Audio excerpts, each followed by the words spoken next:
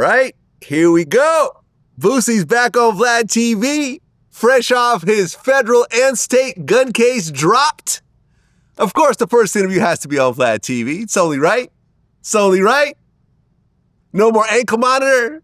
No more pending cases. Got your passport back. How does it feel? I'm lost for words, man. I'm just... Man, God good, bro. He loved me, bro. Hey. This last year I had a lot on my plate, Vlad, I don't know, I got a lot of people feel this, and a lot of people ain't gonna feel it because they ain't never been having a think in your head is you going to jail or not. You know what I'm saying? I had to do this several times in life, and it just be real, bro. It just be real, bro. It just put you in a hole and make you hustle harder, but it's always in the back of your mind. You might skip it all Sunday, all 4-5 days, but it come back and be like, damn, then the court shit be coming around so fast, Vlad. It be like, this shit be crazy, man. You just gotta put your trust in God. Well, I've always avoided talking about the case because it was open. But now it's 100% done. Yeah. So can we talk about it? Yeah. Okay. So you go to San Diego. Yeah. And you had done a feature for somebody? Yeah, I was coming to do a video with the guys I had done a feature with. Okay, so you did the feature already, and then they paid you to do the video as well. Yeah. So you're in San Diego, and you're filming this music video. Yeah. And you had something on you.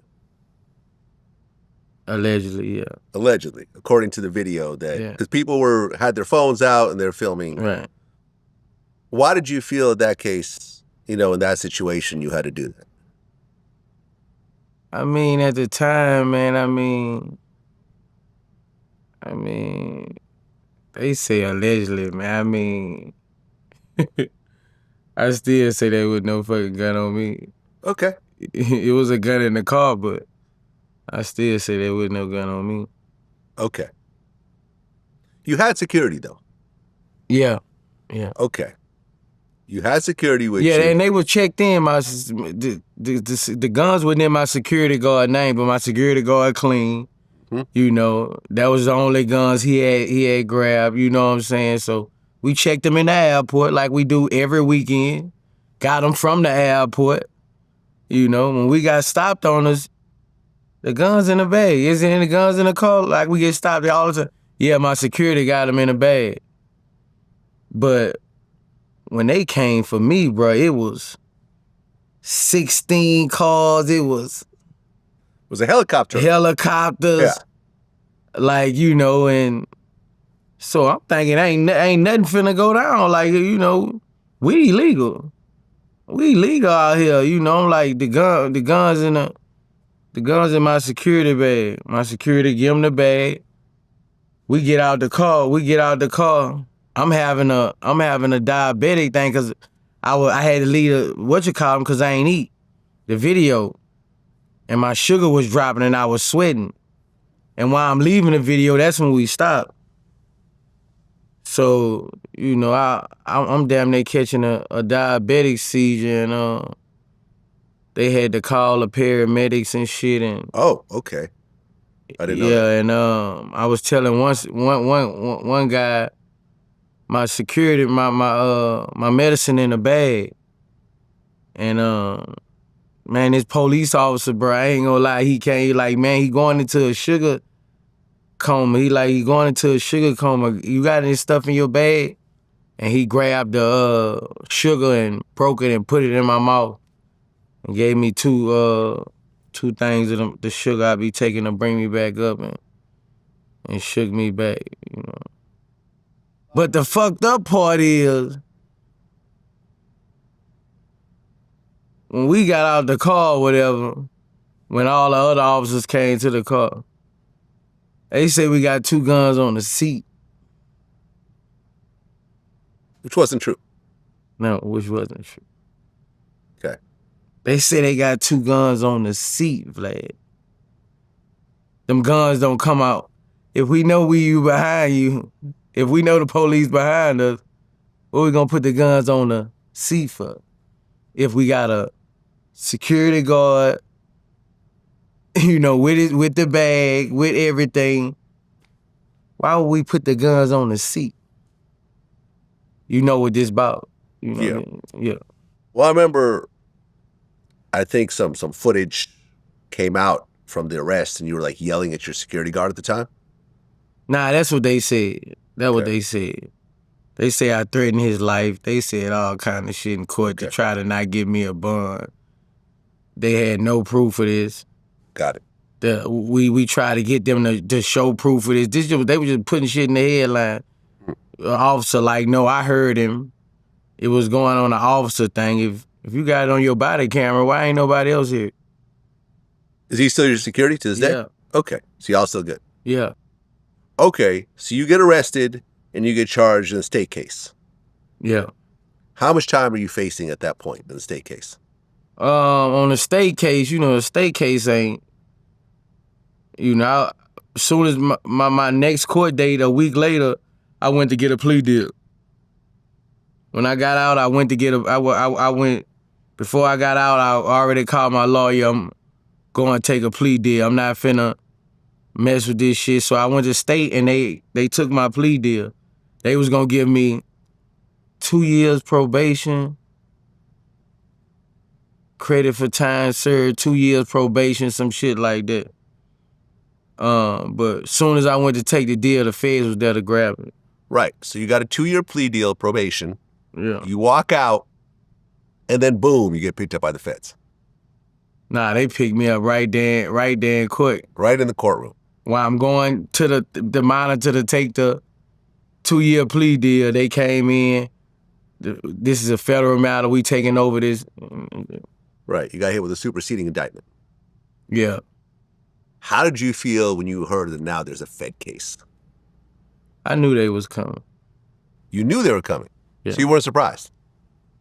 Wow. Okay. So now you caught a Fed case.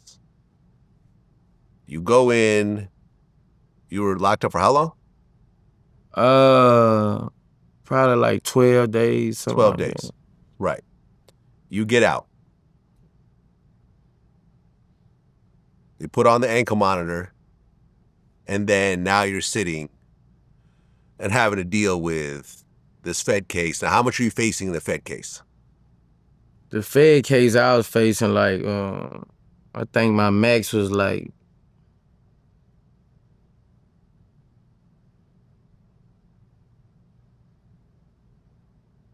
10. 10 years. Yeah.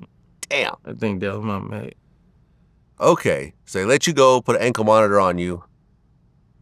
And now you're sitting with 10 years hovering above your head. And you're stressed out. I mean, I wasn't looking at it like 10 because I knew my felonies were nothing. Nonviolent. Nonviolent. All this shit matter in court. So that's what I was looking at. I probably could have got out there with a plea deal for 2, 1.5, something like that. Were they offering that plea deal at some point? It was getting talked about.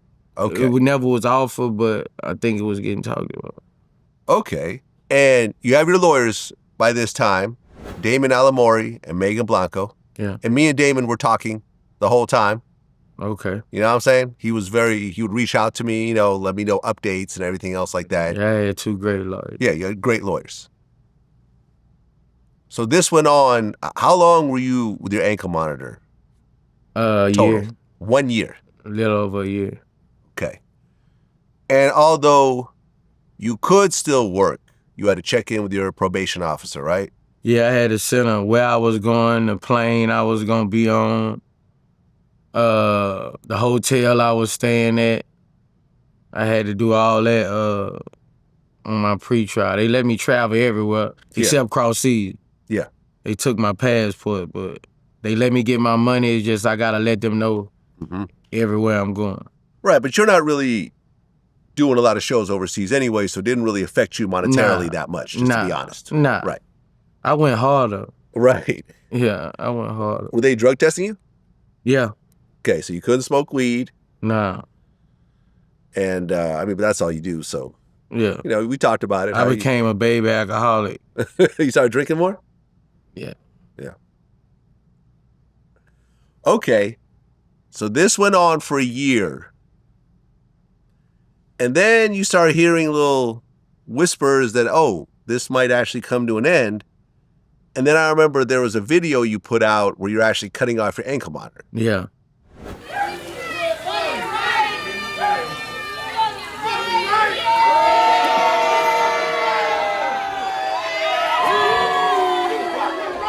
Now, people assumed at that point that the case was dropped, but it wasn't technically dropped, right? Nah, it wasn't. It wasn't technically dropped. It was. The law had passed. Right. The law had passed. So my lawyer wrote a motion into the court like, basically this finna be over with. Can we cut his ankle monitor off? And you know he's never had not one problem with you know. Can we cut it off? And the judge signed for it to be cut off. Right, because we talked about how, you know, when you had your cases in the past, you had stipulations of what not to do and you just wouldn't follow the rules. Right.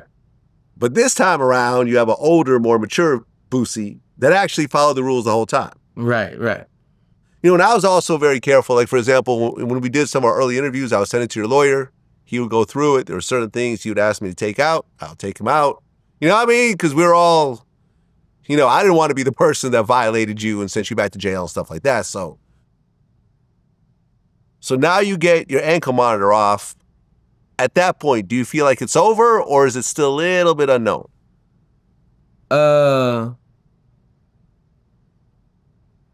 At that point, I kind of felt it was over with, you know, because, Vlad, I had a dream. Huh. Before I had a dream, and it was clear as day, man. God was telling me, it was so clear, he was telling me, I ain't letting you go to jail. When I do it for you, you just tell them who did it for you. I had a real dream, you know what I'm saying? And I knew it when they, cause you know, I know the system.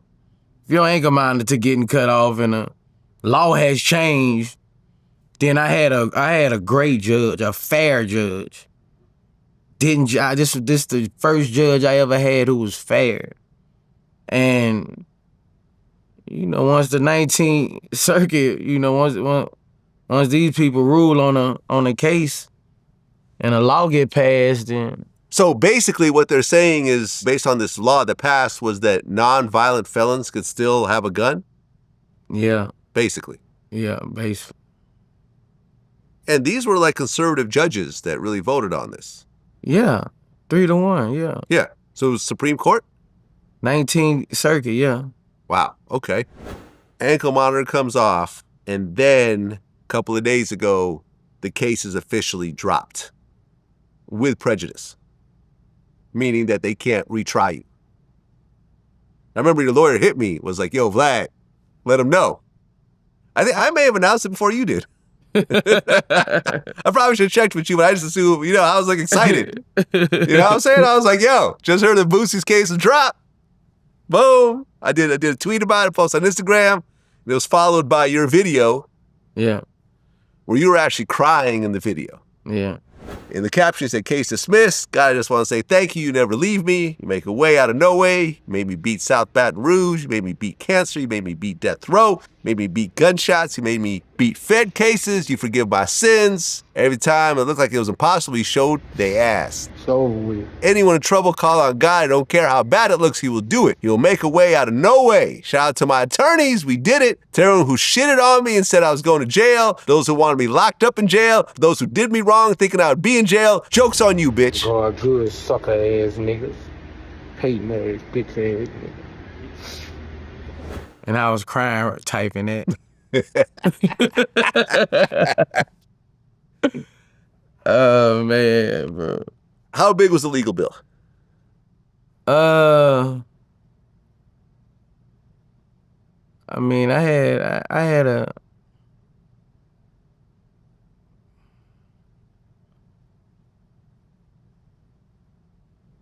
Because remember in the beginning, you had sold the Rolls Royce. Yeah. Which is about, I don't know, what, 250, 300?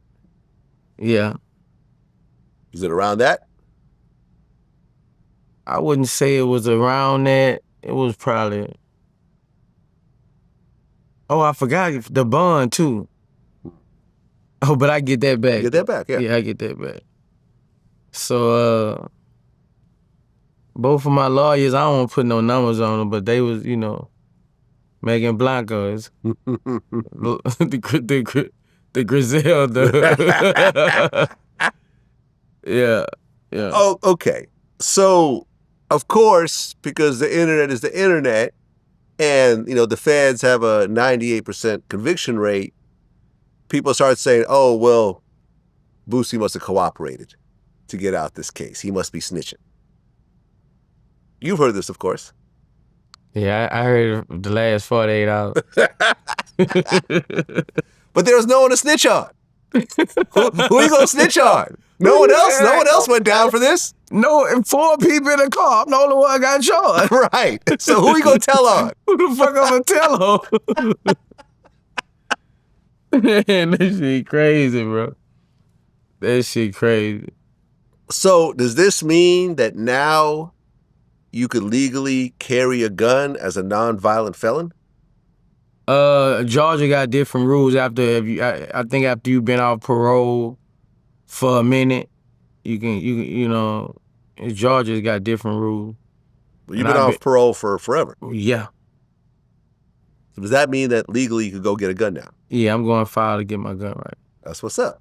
And of course, in Georgia, you could do concealed carry like it's nothing. So you're going to be able to carry a gun again. Yeah. You excited about that? I'm a gun guy, man. I got guns too. So, I mean,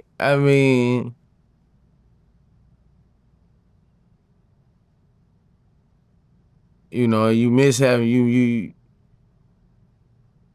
be want your peace sometime, you know what I'm saying? You be want your peace sometime, and sometimes you can't get your peace when you're around 30, 40 people. You know what I'm saying? And most of the people you probably paying to protect you, they don't know how to really protect you. You know what I'm saying? You could be playing all kind of motherfuckers, but they don't know how to really protect you, you know what I'm saying? Like, nigga, send somebody in anyway, As an artist, we should be allowed to protect ourselves. Like, we targets. Everybody want what we got, bro. Let's go for athletes, rappers, like, I hope they make some kind of law that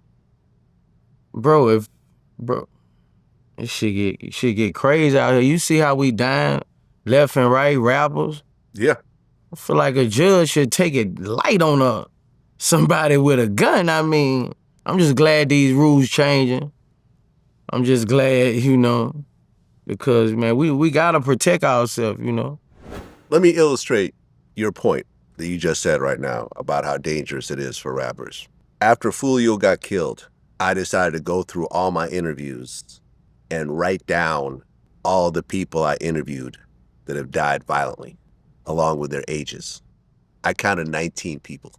Jimmy Wapo, 21, Doe B, 22, Jay the Youngin, 24, BTB Savage, 26, FBG Duck, 26, Foolio, 26, Mo 3, 28, Draco the Ruler, 28, Takeoff, 28, Chinks Drugs, 31, E-Day 632, Big Low, 33, Slim 433, Nipsey Hussle, 33, Young Greatness, 34, Snooty Wild, 36, Young Dolph, 36, The Jacket, 37, Gonzo, 45.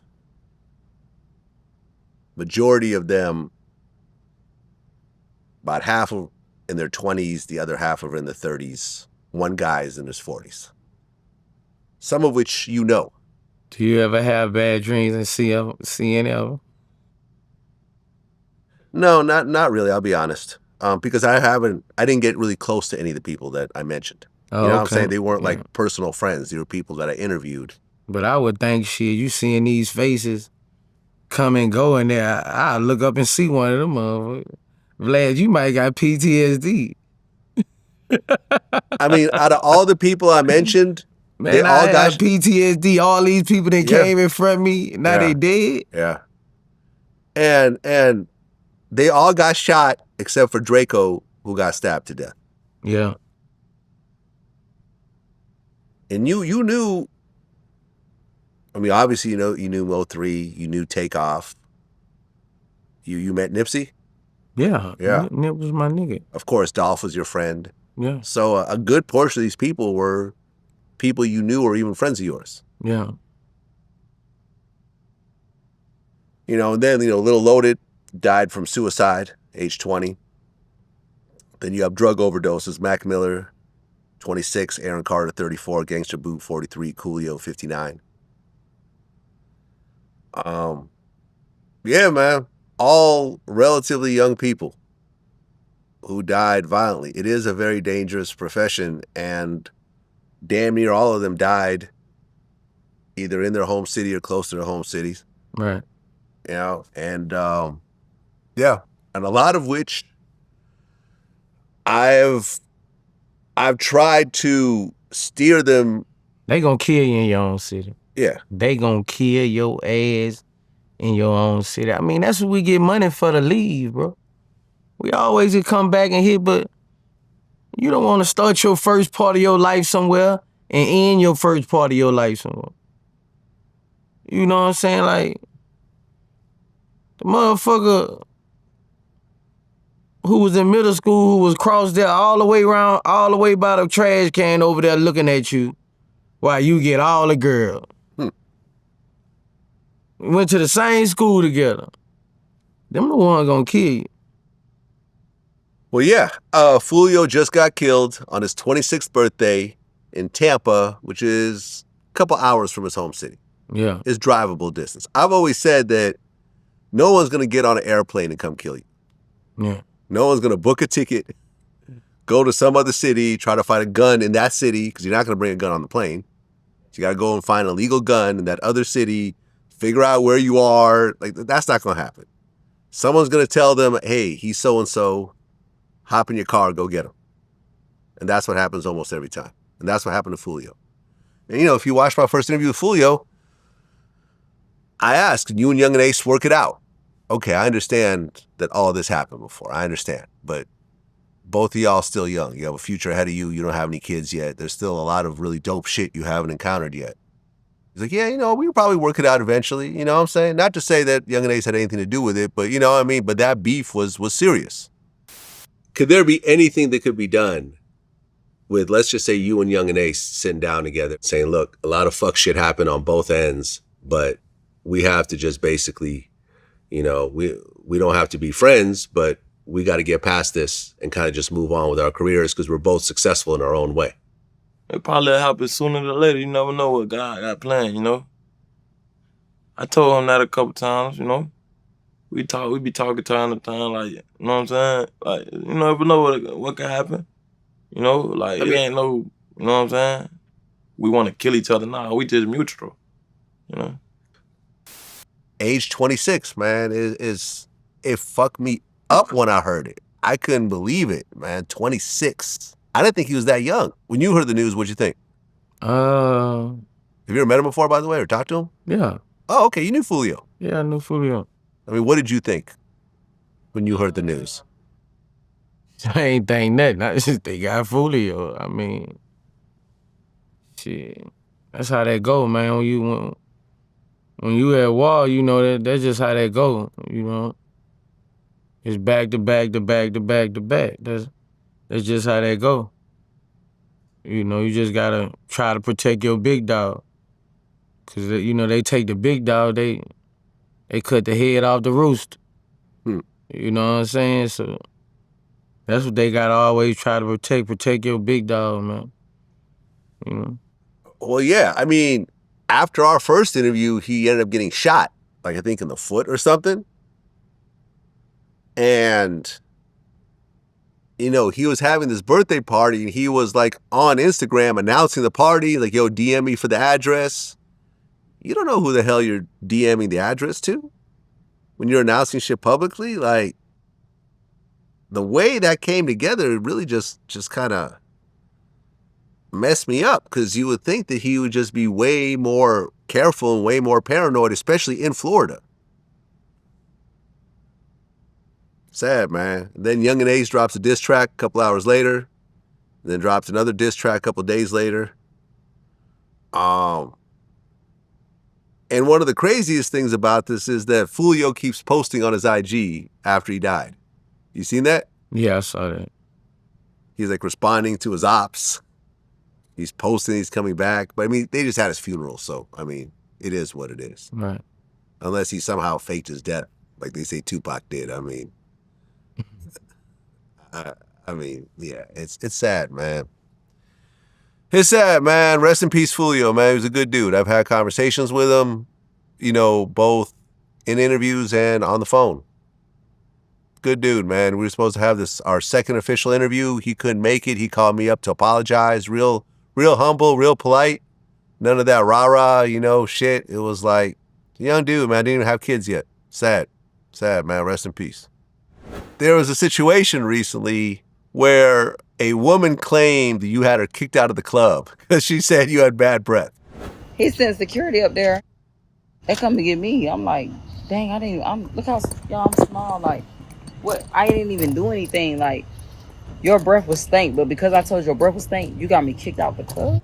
No, y'all gotta go read the thing. She said that my security kicked her out the club because his breath was stinking. That's what she said. I don't even remember this girl. I've never seen, there ain't no girl, she not even coming that close to me. But if you look at her post, she said the security breath was stank. That's what she said. But the vlogs flipped it to, you know, I guess it was going to get a lot of clicks. The vlogs flipped it and fixed it like she said it. Okay, because she said, I mean, I looked at the caption. She said, he got mad, so he sent security up there. They came to get me, and I'm like, dang, look how small I am. I didn't even do anything. Like, your breath was stank. But because I told you your breath was stank, you got me kicked out the club, I'm never going to nothing else. So she almost made it sound like it was you. Yeah. In a way. Like, you see what I'm saying? Like, almost made it sound like she told you your breath stank, so you told security to kick her out the club. Nah, she was talking about my security. She ain't even get up on me. I was like, man, when I saw her, I'm like, who is this girl? Nigga was like, she got kicked out the club. You ain't even see her. Like, she ain't never. And then when I went to her page to look at it, when I read it, I saw she was talking about, you know, my hygiene, A1 point. Yeah, that was a weird one. that was definitely a weird one, man. Hey, bitches all in my motherfucking DM telling me, I know your breath don't stink. I'm like, bitch, your pussy stink. Bitch, don't DM me. My last interview I did at your house, we talked about Yung Bleu. Yung Bleu had just dissed us on the song Read the Room. And, you know, I was laughing at how low his album was selling. Yeah. By the way, the diss song right now on Spotify has 363,000 views. He couldn't even break 500,000. In fact, the whole album is pretty much, none of the songs are really over 1 million views. Most of them are like 300,000. Once the Lil Wayne song is at 1.3 million. And then the Confirmation song is like 5.8, but everything else is pretty much a brick. But I guess he got into his feelings after our interview. So he wrote a big post. Said, Boosie got my nuts in his mouth in every interview. That dude obsessed with me. I dropped a rap album with 1 week of promo, no singles, just to get out my deal, and did 17 times more than you. You know what my R&B projects do. My one R&B single, Confirmation, outsold your whole album with 50 million streams, no radio. What'd you do on your album? 500 copies. I'm not arguing with no dude who barely gets booked in 100 miles of Mississippi. You're lame. You better hope a storm don't come and knock those cheap-ass, paper-thin-ass condos in your backyard down. Them kids don't want to live in your plantation. Buy them kids a house, boy. Dude got a Motel 6 at his house. Shut up. So, there's a bunch of excuses of why his album did bad. Oh, it's not a rap album. Oh, it's not an R&B album. Oh, I just did it to get out my deal. Man, come on. You don't drop an album and expect it to do bad. You know what I'm saying? That album flopped, Yung Bleu. That was a flop. And honestly, since our last interview, which was about a month and a half ago, those numbers have not moved. I thought I would look and see, millions of streams on a bunch of the songs. So that album didn't do nothing, man.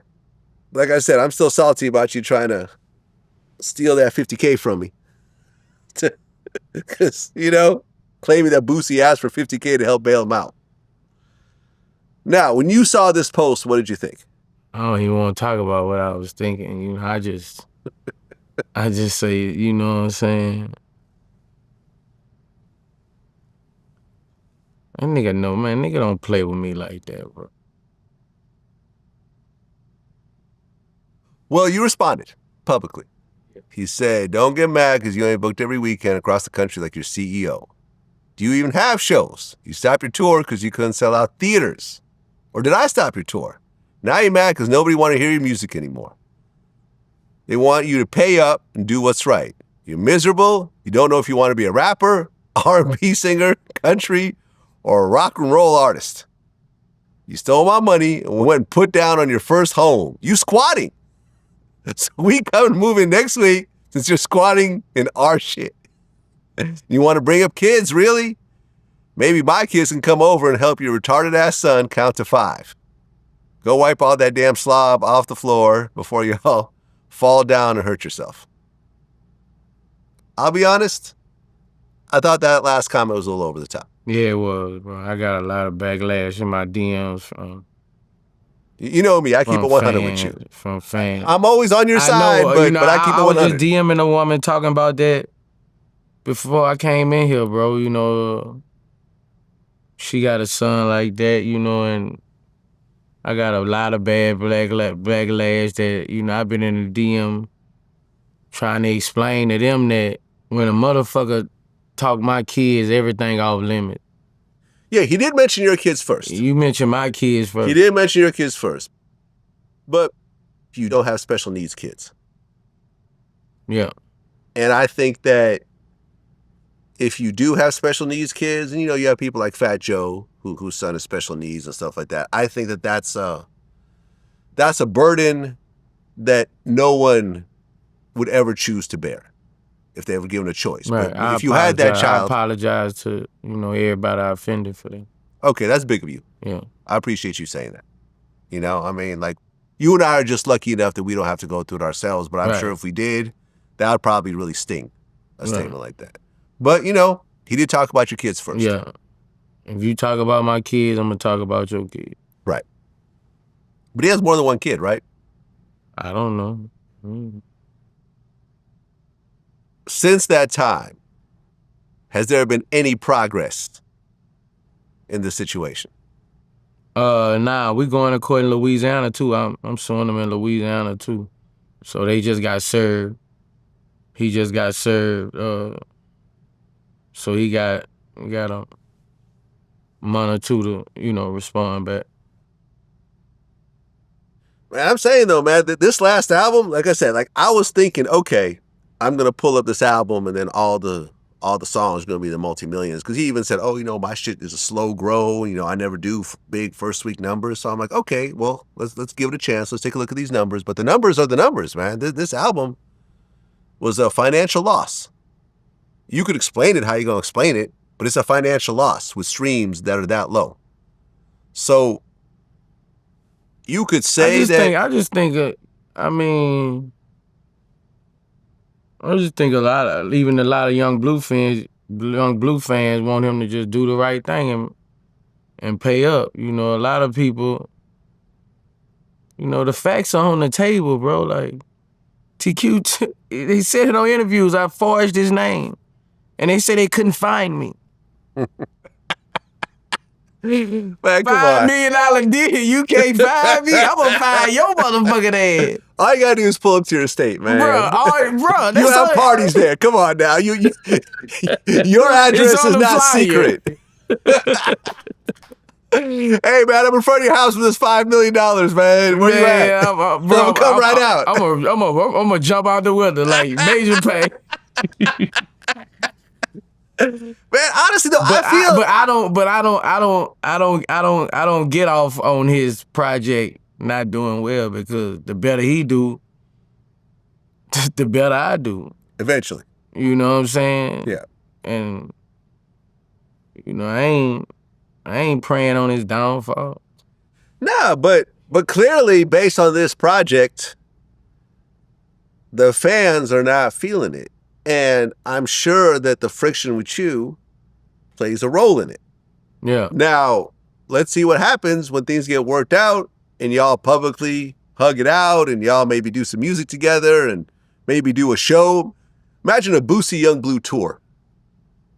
You know what I'm saying? Like a celebration, we worked it out tour. Where both of y'all combined. I really think if he was to get everybody together, guys to get everybody together and make it right with me, I know my fans, I know my fans will feel like that's some real shit. They'll look at him more like, you keeping it real because my fans on some, I ain't fucking with that nigga Boosie if he ain't paying you. They know I work hard for them kids. I work hard every day for them kids. That was my money. Simple as that. You know? I mean, do you think that he just doesn't have it? Because you said that he put down the money on the house. Do you think that he simply doesn't have it? But then again, it's not like you necessarily need to get it all in one lump sum. You know, you can work out a payment plan. Okay, I got this right now, and then I'll, I mean, when you dealing with people with money, I ain't counting no nigga back. I don't know what he got, but if he really had it, he'll get this shit out the way. Yeah. You know what I'm saying? But when you tied to money, it's a lot of money going around. You can go say, hey guys, man, give Boosie 3, 4, 5 million and let's get this shit behind us. I'm gonna give you 12 more songs. Yeah. You go make 12 more songs in this nigga talent. You can make 12 more songs in 3-4 days. And get at if you don't want to deal with me, and get at the guys and tell guys to give me my money. Well, when he said that first post, when he said, I just dropped this album to get out my deal, is he out one deal and signing a new deal, or what's happening? I don't know. You don't know? Okay. That's interesting. I don't know. I hope he ain't left guys of them. I mean, guys of them the one, bro, guys that knew that was my artist. Everybody knew, I mean. Well, I know Gazi. We're both from the Bay. Yeah, guys. I feel like if guys could go to Blue and they can work something to get me paid because I'm suing guys in them too. Oh, okay. Yeah. I hope it works out, man. Like I said in the beginning, the only reason I know Yung Bleu and the only reason I interviewed Yung Bleu was because you brought him to me and you sat down with him and introduced the world. I done did business with guys. You know, like I always did good business, bro. Like, there was just one time that, that I got snaked and I feel like all parties had their hand involved, so I'm CEO, How can you let somebody sign my name? I hope it works out, man. I don't like seeing this. You know what I mean? I take my little shots because I feel like he's taking his little shots, but at the end of the day, I want to see both of y'all work it out. That's really what I want to do, and I hope at one point it happens. Lavell Crawford did an interview with Shannon Sharp. Yeah. He told a story about you. He claimed that he ran into you at an airport and he asked for a photo. And you said, hold on, I need to go to the bathroom. And when you came out, I guess you're on the phone and you didn't want to take a picture with him. He said that you were like, oh, this motherfucker trying to get a picture with me or something like that. And he was offended. I've interviewed Lavell Crawford. Funny dude. I don't know him personally, but we did an interview. When you heard this story, did you remember this instance at all? I I think I remember his face, bro, but, you know, then you know the way he looked, that nigga don't look like no celebrity, you know, like. It's a random fat dude. I'm getting off the plane, I got diabetes, I got a piss. Huh. Then I'm on the phone, nigga, I'm on the phone probably with all kind of shit, lawyers, baby mamas. Like, nigga, I ain't got time to take him no picture right now, like, you know, that's me. But anybody else you catch me, I take a picture, but, you know, I just feel like everybody gotta, you know, respect somebody's time. If I'm supposed to look up and, nigga, you ain't motherfucking, I mean, I'm taking care of business. I'm probably on some shit arguing. I'm putting down over here. I got pool party shit going. Nigga, my phone jumping. And I'm fresh off the plane. Cold in my motherfucking eye, probably. Looking crazy. Been up 2-3 days. Shit, he probably right.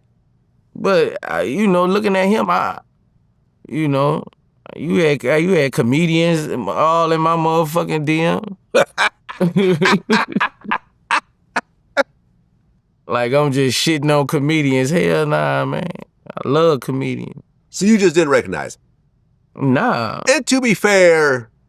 And I respect celebrities who got other celebrity status. Yeah. I see niggas, man, let's flick it up. I don't know you. You know, I mean, you know, you gotta make everybody don't get them. That's just how life is, bro. Like, I'm trying to take care of business with my family. It's something important. I'm on the phone fresh out after I get off the plane. That mean I was thinking about everything I'm finna talk on this bitch when I get off the plane. So this is not a good time. Yeah. I mean, look, I've interviewed him before. He's been around for a while, but he's not like the world's biggest comedian. It's not like Cat Williams walked up to you and you shoot him off, or Dave Chappelle or whatever else. You know, he's got 330,000 followers on Instagram, which means that he's a working comedian, but he's not like a mega star by any stretch of the imagination. And I'm sure he felt some type of way, but it sounds like, did he even introduce himself as, I'm Lavell Crawford, the comedian? He may have just assumed that. He ain't, I'm pretty sure he ain't introduced himself. So you just assumed you knew who he was and you didn't? I didn't. No. It's an honest mistake. It ain't no mistake if I don't know you, nigga. I don't know you. No motherfucking mistake. Ain't no motherfucking mistake. Hey, man, listen. Well, he's running with the story, and it is what it is. Yeah. You know, when people ask me for pictures, I always try to go out my way to do it. But, you know, sometimes you're just you're busy. You know, listen, I don't know how many times people have, you know, I'm eating like Pollo Tropical or something, and, you know, hey, man, I can take pictures? Hey, man, listen, let me finish my food. It's certain times for everything. You know, motherfuckers will come when you got a mouthful of food. Yeah, people follow you in the bathroom sometimes. Bruh, you could be gambling at the thing. You could be gambling in the casino. They coming up. Move. I'm fucking gambling. Yeah. Like, god damn. I got the dice in my hand. You done grab my shirt. My security fin. Bruh, this shit, bruh. Women and alcohol, boy. At the casino, boy. That shit could get, you know, then all my wife fans. Oh my God, I love them. My wife fans be giving 500 chips, dollars for you. Mind of a maniac. Hell, give him 2 more for me. I'm to my, hey, bro. They be, and they will wait till you finish gambling for a picture. Oh, we respect it, man. We're gonna be waiting right here. They waiting, bro. Like, I love the casino, bro. I love gambling, man. I've been gambling a long time, bro. Well, speaking of your white fans, one of the LA Dodgers pitchers, Tyler Glasnow, has a Boosie lyric tattooed on the inside of his lips. Yeah.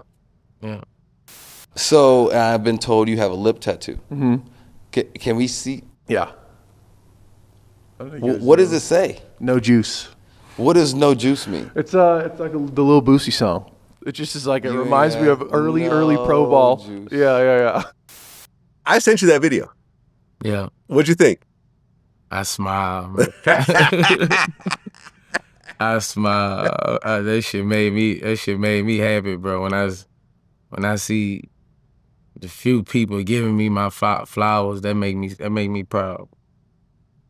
Yeah, I mean, one of the pitchers on the Dodgers, one of the most important baseball teams ever, tattooed one of your lyrics on the inside of his lips. Crazy. Shout out to all your white fans. Yeah. Well, and also, you're doing the Chris Brown type meet and greets now. Vlad, I've been doing meet and greets since I came home. I was the first, bro. But have you been doing them over the top like this? I do them at every show, but now I'm, I'm turning up with it now. Okay. Yeah. I know you had that big white girl. She was light skinned. She was light skinned? She was a big red bone. Big red bone. How much does a meet and greet cost with Boosie? $500. $500, that's it? Yeah. Okay, that's not bad. Yeah. For a photo that'll last you a lifetime? Yeah, and I give you a t-shirt, a merch. Oh, okay. Nice. And I comfort you. Might grab your face. Girl, I'll stick my tongue in your fucking mouth. I'm gonna give you a memory forever. Oh, I'm gonna give you a memory forever. I love motivating women and making them smile. I'm gonna tell you something. I don't care what. I'm gonna look at you and I'm gonna tell you something. I know what you think your best features is. I'm gonna tell you something sweet. Well, speaking of shows, since our last interview, Kendrick Lamar had his pop-out show. Yeah. In Inglewood on the 4th of July. Yeah. It was a hell of a show. I was in New York. I would have gone. Motherfucker look like Boosie bash. He had everyone in L.A. on the stage, Bloods, Crips. And he did You Not Like Us 5 times. Yeah. Told Drake that if he gave the Tupac ring back, he might get some respect. If Tupac was alive, who do you think he would have sided with? Would he have sided with Kendrick or Drake?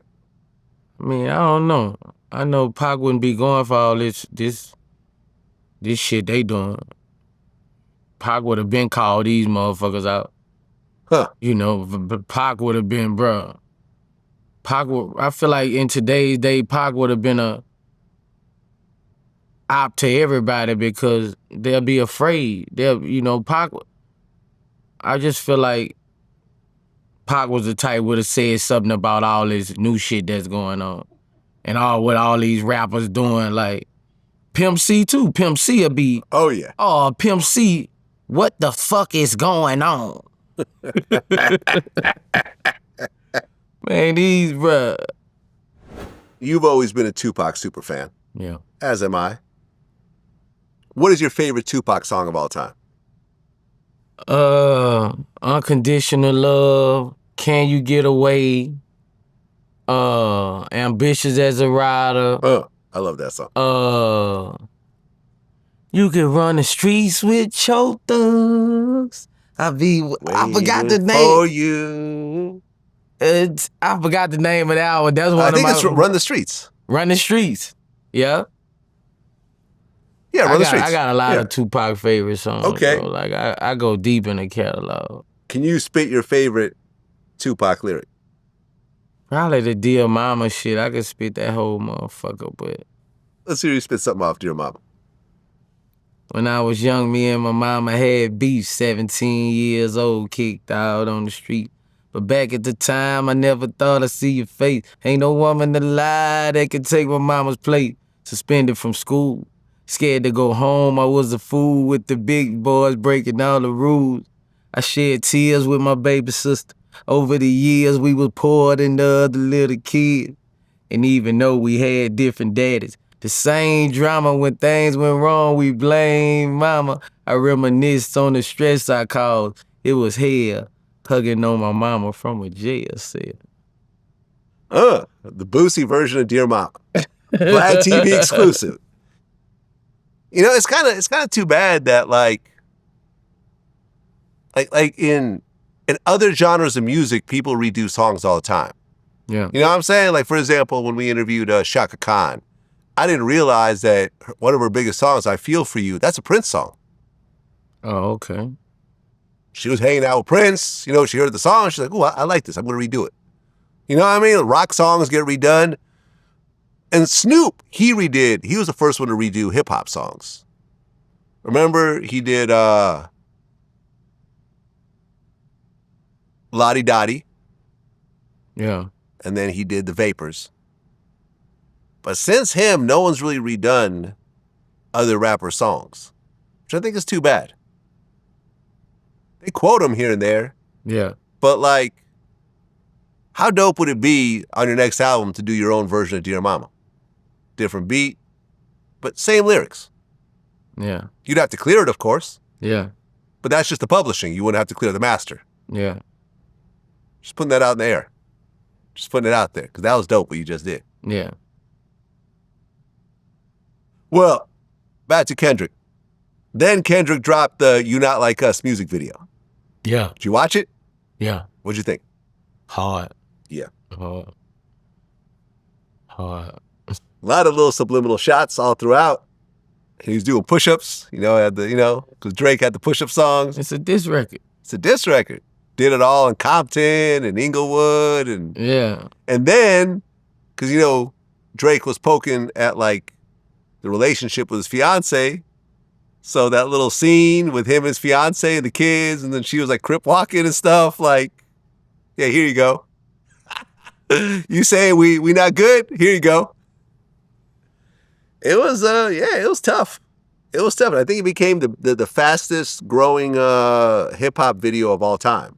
I think in the first 24 hours or something. Yeah. Yeah, I mean, is there any doubt that Kendrick won that battle? I ain't no doubt. Because they still running. They still running with it. You gotta see when you run a race and one just stopped, one's still running. Yeah. He didn't have to drop that video. He didn't have to do the show. He had already won by that point. Yeah, you still running. You stretching it. You stretching it to win the race. Right. These are victory laps at this point. When you stop going, that's with anything. What you gonna do? You gonna lose the race. Only people, they keep going. That's the only people who you figure out be like who won the race. If one keep going, he win the race. Now you gotta think about what he plotting up. Now he plotting up to sneak attack you. Who, Drake? I say that when you running a race with somebody, people play chess in their mind. Yeah, listen, Drake is not over by any stretch of the imagination. Hell no. Not even close. Not even close. Not even close. Oh, Drake is done. Drake is not done. Not even close. In fact, I think he's the most streamed rapper in the world right now, period. Every month. Every month. Drake ain't. Yeah. Drake somewhere betting 10 million right now. His catalog is untouchable. He could tour forever. He's going to be wealthy forever. And I'm sure he's got lots of hits in his future. Yeah. But Kendrick gave him his first official loss. Yeah. Pusha T, people could kind of argue over it. This right here, this is very clear as to what happened. Yeah. But you know what I noticed? And I've talked to a few people about this in my interviews. Drake single-handedly transformed the lives of a lot of rappers. You know how many niggas Drake put on with they feature, bro? That's what I'm saying. Those features. This dude done blessed a lot of niggas. Niggas don't get way up there and reach their hand down there like that. Migos. This nigga didn't, bro. Migos. When he jumped on Versace, that changed their lives forever. They came from being local Atlanta rappers to having a national hit. I was there. I was there when that happened. I was in Atlanta, 2013. Coach K was managing Gucci Mane, and he had this new group called the Migos. He promised me that he'd get me a Gucci interview if I interviewed this new group for him. He lied, of course. I never got the Gucci interview. But I gave Migos their first ever interview. Offset was locked up at the time, so it was just Takeoff and Quavo. And then they were performing a birthday bash. They're like opening, like early opening. Drake showed up and he was like, oh, I like that song Versace. I'm going to jump on it. Next thing you know, they never looked back. Yeah. And they even talked about it. This is not just Vlad saying it. They've talked about this with me in interviews. Block Boy JB, I interviewed him about it. Drake gave him that song. So here you go. You can have it. That's yours. So the song Look Alive, was that song already done? And did Drake jump on it afterwards? Or how did that whole thing happen? Man, actually, it was like a gift. Like, he was like, I was thinking it was gonna be his song too. And to be honest, I was thinking it was gonna be his song too. Cause like, he hit me up and like, he wanted to work. And like, I was like, okay, it's cool. But you know, of course, if you're gonna jump on there, it's Drake. But I was thinking like, it was gonna be his song. And I had the song like the next day, like, he just, like he was ready. And so when I had hopped on, well, then I hopped on it the next day, bam, we was finna drop it. I was like, so what are we gonna do?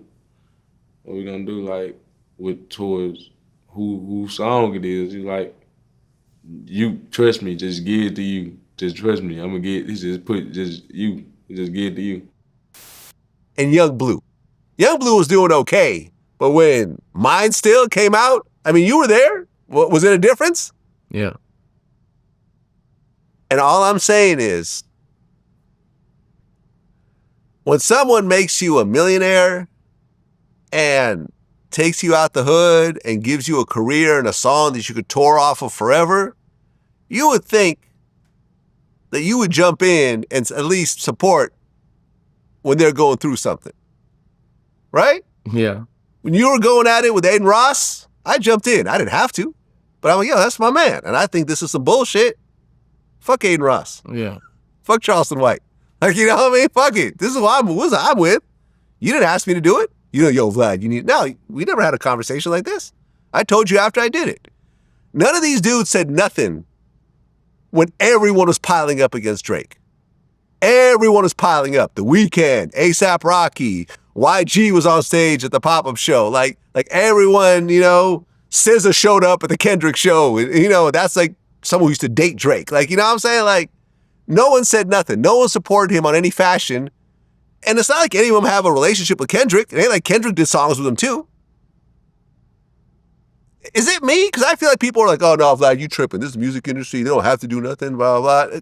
I just feel like a lack of loyalty to a certain degree. Do you feel that way? I would feel that way. If I was in Drake's shoes, yeah. I'm a Scorpio. I'm my heart bleed different, bro. Like when I do something for you and I do it out the love of the heart and I change your life, and you ain't got no get back for me, you gonna let me hang out and drive? Yeah. You ain't gonna give me no starter, you ain't gonna put no gas in the motherfucking lawnmower? You know what I'm saying? I'm gonna feel some type of way. Yeah. Nigga, my song changed your life. Yeah. You know what I'm saying? But at the same time, you know, niggas be thinking, man, this shit business, man. I ain't getting in nobody business. You know, they put business before being a real person. Look, I'm not even mentioning the Travis Scotts or the Futures or, you know, people that were already on and Drake, you know, did features with them, but they were already hot. You see what I'm saying? I'm not mentioning those people because obviously Drake has something to gain in those, you know, cases too. But when you're hopping on Yung Bleu... Point is, he blessed a lot of people. For free, because no one could afford a feature from Drake when they're a local rapper. He blessed a lot of people, bro. Like, he blessed a lot of people. You gotta understand, when you the top dog, everybody wanna pull your jacket and bring you. It's called crabs in a bucket. Yeah. And that shit gonna be like that for life when you chasing that money. When you get up there, bro, people coming for you. Everybody don't wanna see you at the top too motherfucking long. Yeah, but if you help me... This goes for drug dealers. This goes for the biggest rappers. People don't want to see you on top, bro. When somebody grab for you and they see more people get grabbed for you to try to bring you down, they will latch on to that last person to try to bring you down because they want somebody else at the top. They tired of you winning. Yeah. So ain't nobody, you know, they won't get to the top. They trying to get to the top. They tired of y'all talking about him. So you know they ain't gonna talk for him. Like if I was Yung Bleu, I would have said something.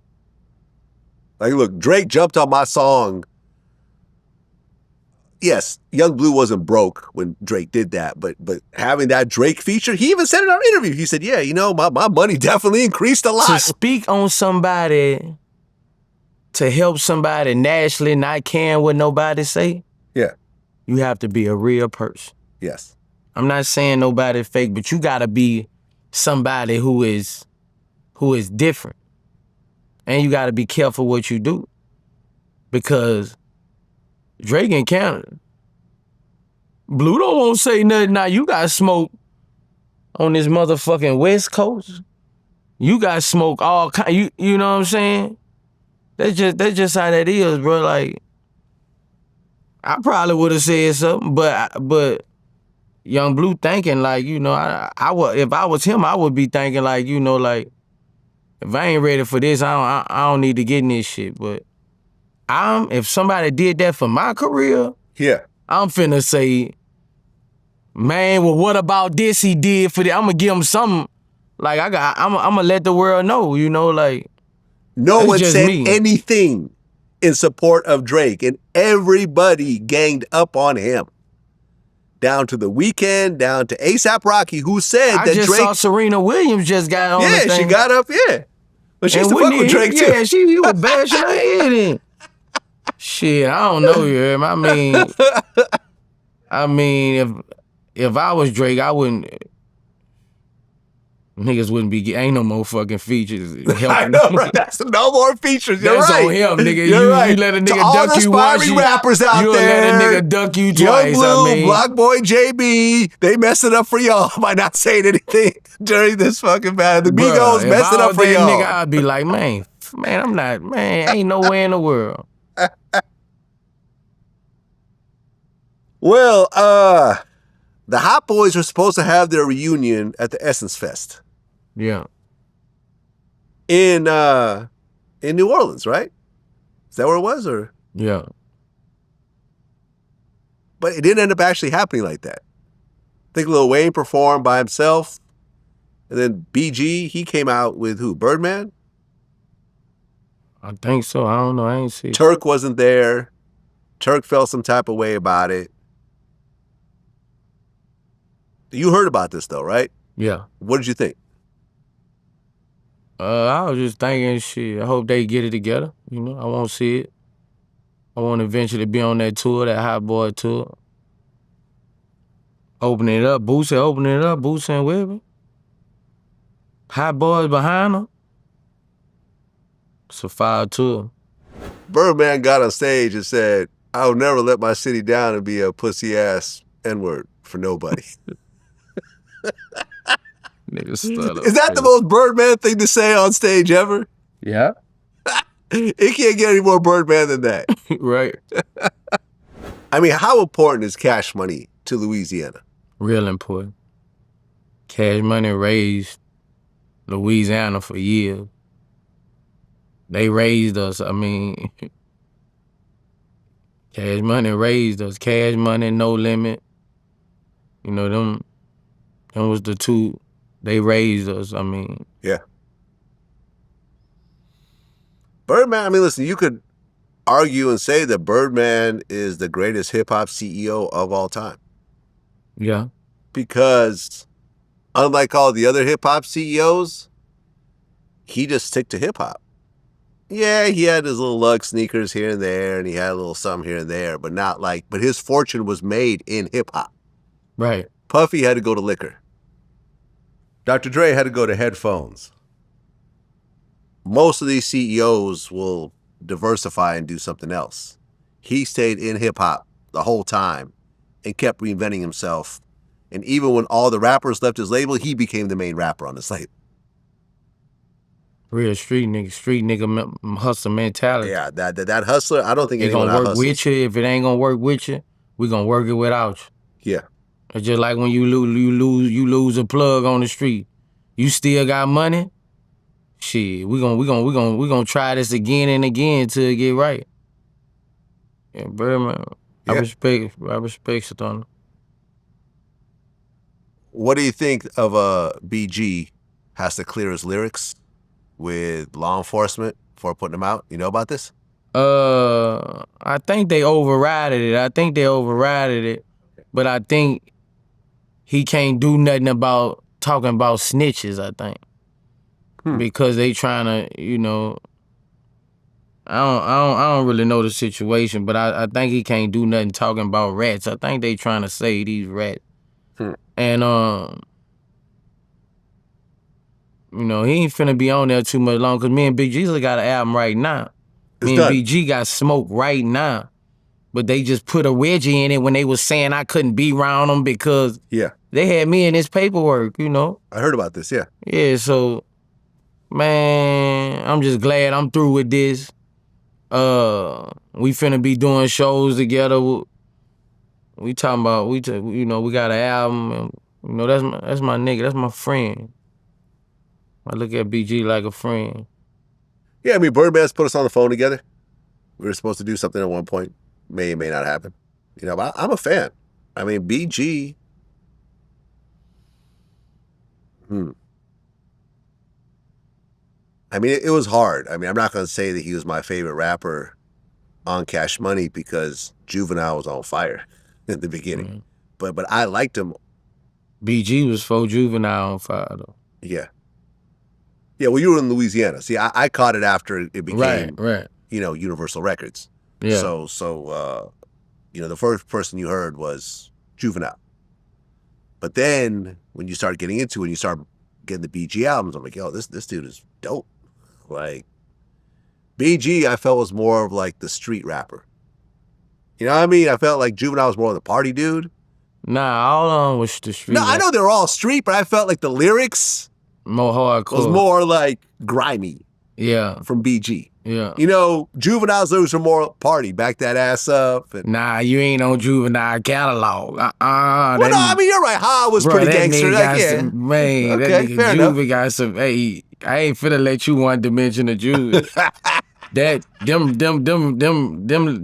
radio hits, that ain't shit. No, that's true. No, that you're right. Shit. No, you're right. Now that I think about it, you're right. I'll give you that. Yeah. But it just seemed like BG was more in the streets, and you could kind of see the way his life worked out. You see what I'm saying? Okay. It seemed like, you know, he was just more deep into the shit. Stay in trouble. Yeah. And I felt like the music kind of mirrored that to a certain degree. Yeah.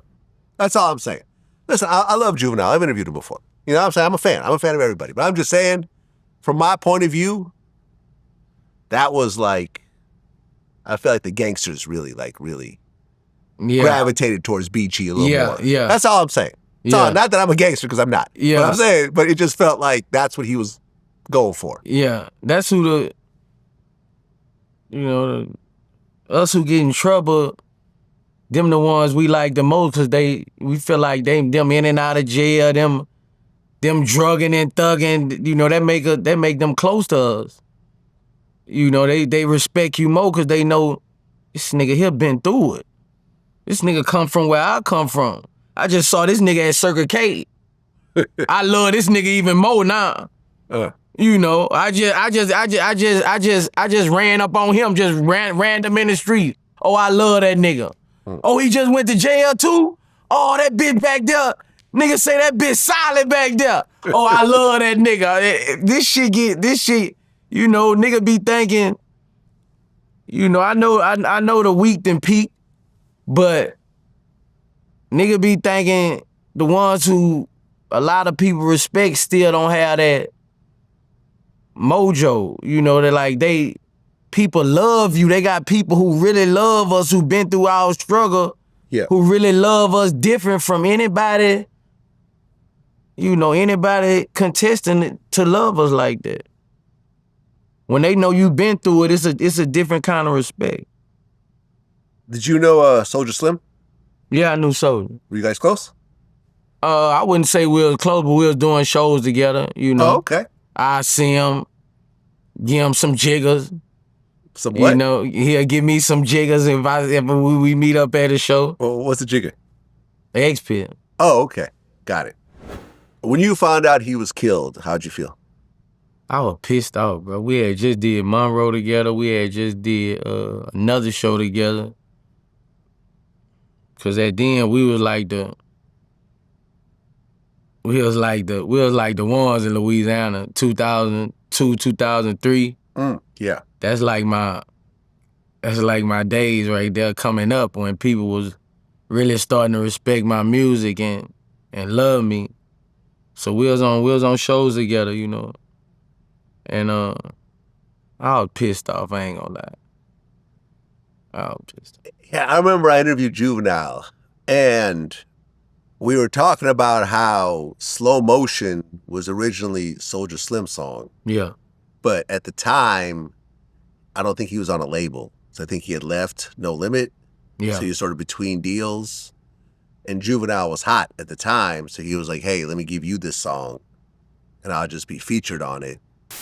And then the Juvie the Great album comes out in 2003. It goes platinum. And you get your first #1 song with Slow Motion. Yeah, and really wasn't my song, Soulja Slim's song. So technically, Exactly. I never took credit for that record because my dude created it, and it was supposed to be on his album.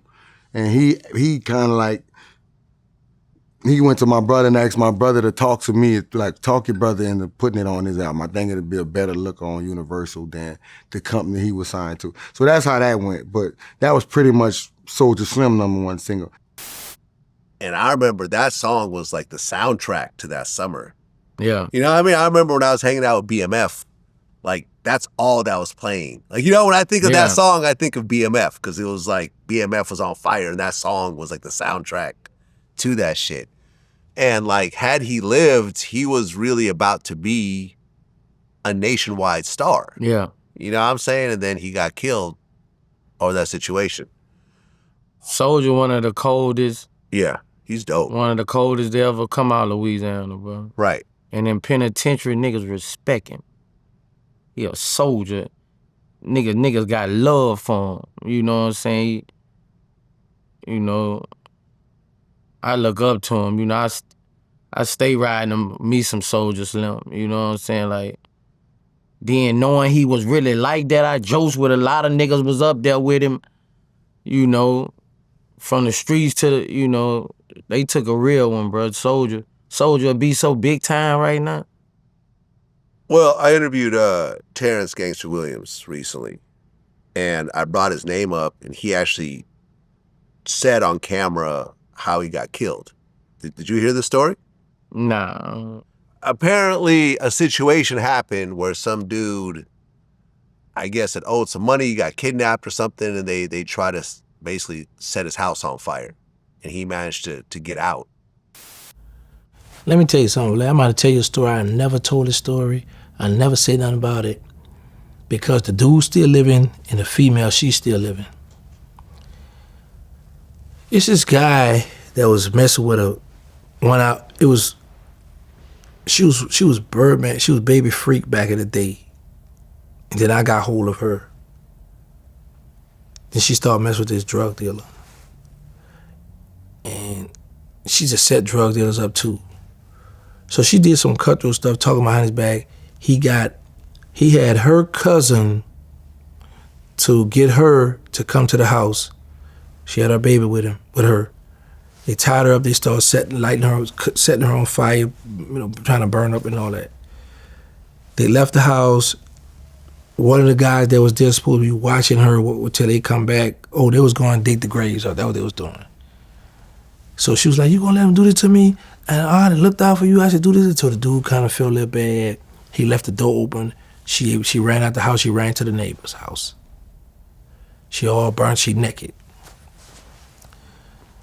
She stay there. She make a phone call. One of the homeboys come pick her up. They see her. They try to chase her. Get away. The dude at the house, Slim, see what's going on. Slim got the gun. Dude running hide in the house. Slim set the house on fire.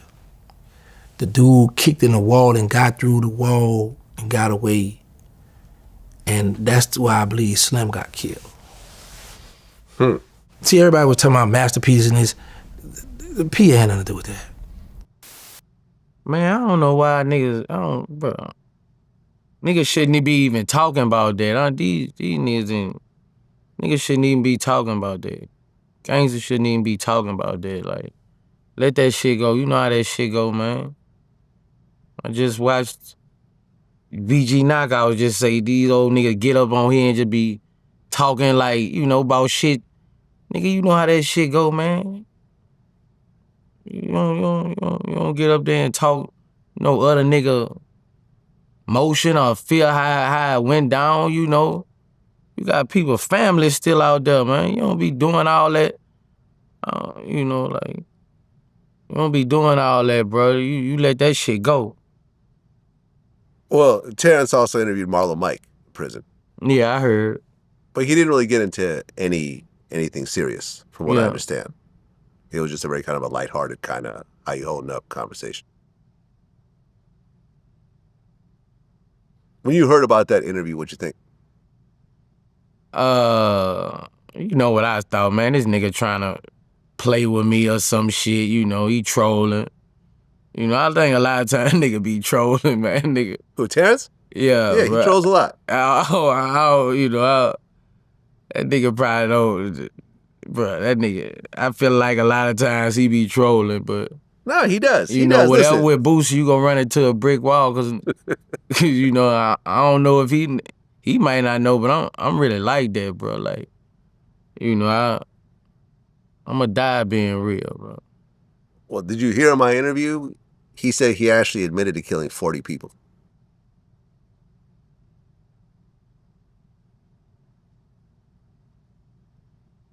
How would you admit to that?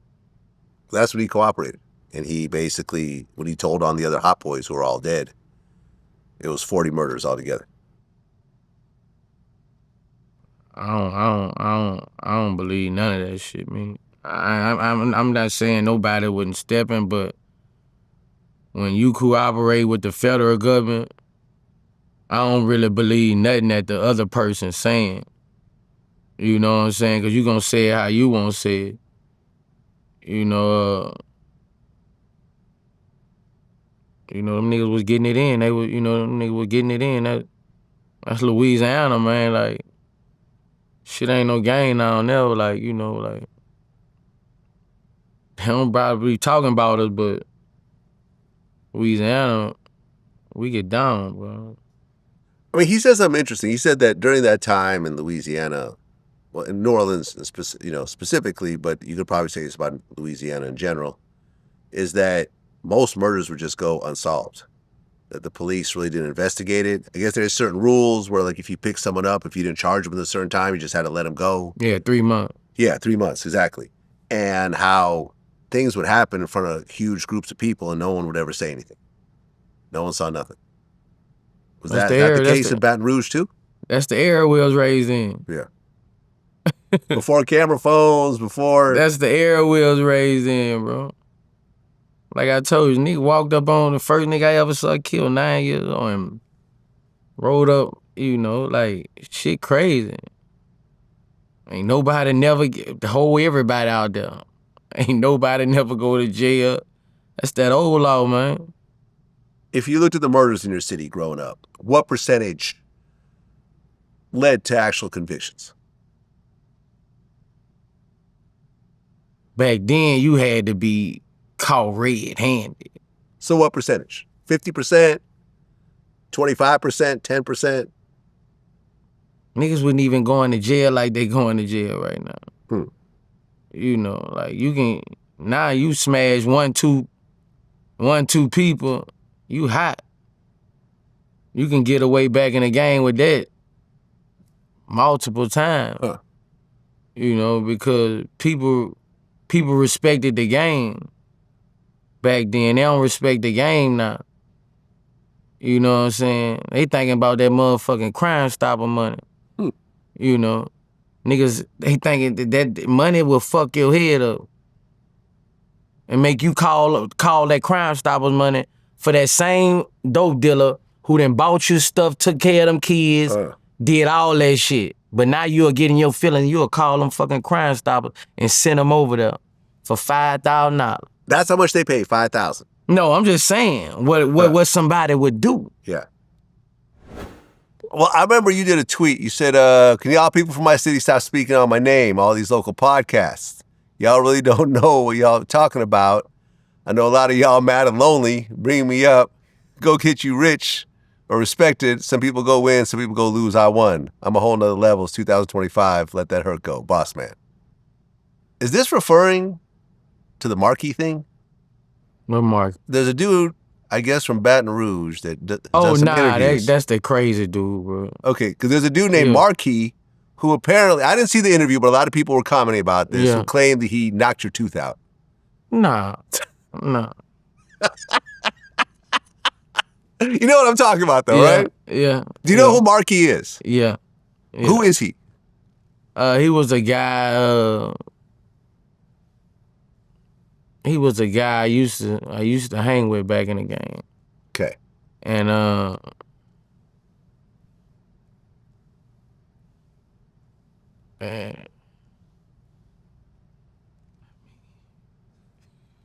was there any altercation between y'all two?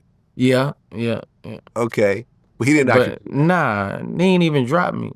Okay. But it was a fist fight. Nah, he just came from the side and tried to sneak me, and the club broke it up. Okay. He hit me, but he ain't even drop me. He ain't swell me up or nothing. Okay. And he like 6'8". Damn. Okay. Yeah. You're about like 5'7". 5'7" and 5'7". Okay. Okay. Well, apparently he's going around talking about he knocked your tooth out. Nah, not him. Nah, he can't do that. All right. Well, thank you for clearing that up. Oh, okay. I interviewed Yung Bleu since our last interview. Yeah. And I had always said, and I'd been saying this like on tweets publicly, and he'd always caught this, was like, Yung Bleu's album was my favorite album to come out of the No Limit family. Now, he wasn't actually signed to No Limit, but I kind of felt like, he was sort of No Limit in his own way, because Master P and everyone was all over his album. He had his own, he ain't sound like nobody. Right. I love that album. My Balls and My Word, I thought was the best project to come out of that. I was listening to it yesterday. Great album. Okay, and I'm going to say, and I'm being dead honest right now. Yeah. That is my favorite album from the No Limit umbrella. Yes, sir. And I appreciate that, man. Love you much for that, Vlad. Anytime you put it, if I don't see it, somebody send it to me. So when I say over 10 years, bro, I appreciate your love, respect, and support, man. Yeah, every time. Yeah, man. Yeah, no, I've been saying this for years. I mean, listen, everyone has their own opinion, and some people might say it's Master P, some people might say it's mystical, but for me, the album that I listened to the most over and over and over again was My Balls and My Word. Yes, indeed. Better Than Last Time, man, I love that song. Yeah, that's a lot of people's favorites, man. Yeah, shouts out to Max Manelli, man, absolutely. Max Manelli, exactly, on that. And Keep It Real is my other favorite song on Okay, yeah, that was like the theme, man. I was looking for something to capture the essence of Louisiana, and when Happy come with those banjos and different things like that, yeah, that set it off for me. So yeah, that's one of my favorites. Yeah. And I never realized until I actually started doing research when we started getting ready for this interview, is that you were originally signed to concentration camp. Yeah. How old were you at the time? 15. Right. Yeah. And I guess when C-Loke, the CEO, went to prison, he sold your contract to Pimp C's Trill Entertainment. Yeah. How was that experience being on concentration camp? Oh, it was, I'll never forget it. I mean, it was my first shine. You know what I mean? It was my first shine. I mean, I got so many memories. I'm talking about really thugging. I'm talking about really club to club, 15, 16. They protected me, bro. I'm talking about, because all of them they was a decade older than me. Yeah. Like all of them was, so I was like they little nigga, you know. You were the baby. Yeah. Well, didn't the first album called The Youngest in the Camp? Yeah. Yeah. That was my first solo. Yeah. But I was on like 3 albums before that. Oh, okay. I didn't know that. Yeah, but just features. Just features, and man, we really had some fun, bro, with concentration camp.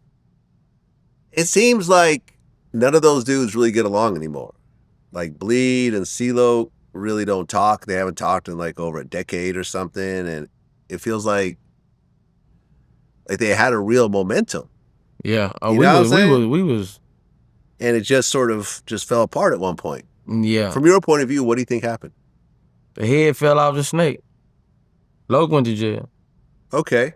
Loke went to jail for like, you know, we couldn't do it without Loke. I mean, But it was only like a couple of years though he went to jail for. Max was recording me sometime, but and Max Minnelli's dope too. We couldn't do it without Loke, bro. Ah, okay. We couldn't do it without Loke, bro. I mean, Loke did everything, bro. He set up the shows, he make the beats, he executive producing this motherfucker. Like, you know, when Loke left, it was kind of like almost the end of it. It's too bad. Because I feel like Yung Bleu never got to that height again. You know what I'm saying? He dropped more projects, but those first, that first album, like it never got to that again. Right. Unfortunately. Yeah, I mean, sometimes, man, the magic happens because every team member does what they're supposed to do. Right. You take someone out the team. Now people may think it's just them, but you start to see that it's not just that person. It's the whole magic that happens in the collaboration. Yeah. Yeah, man, it's too bad.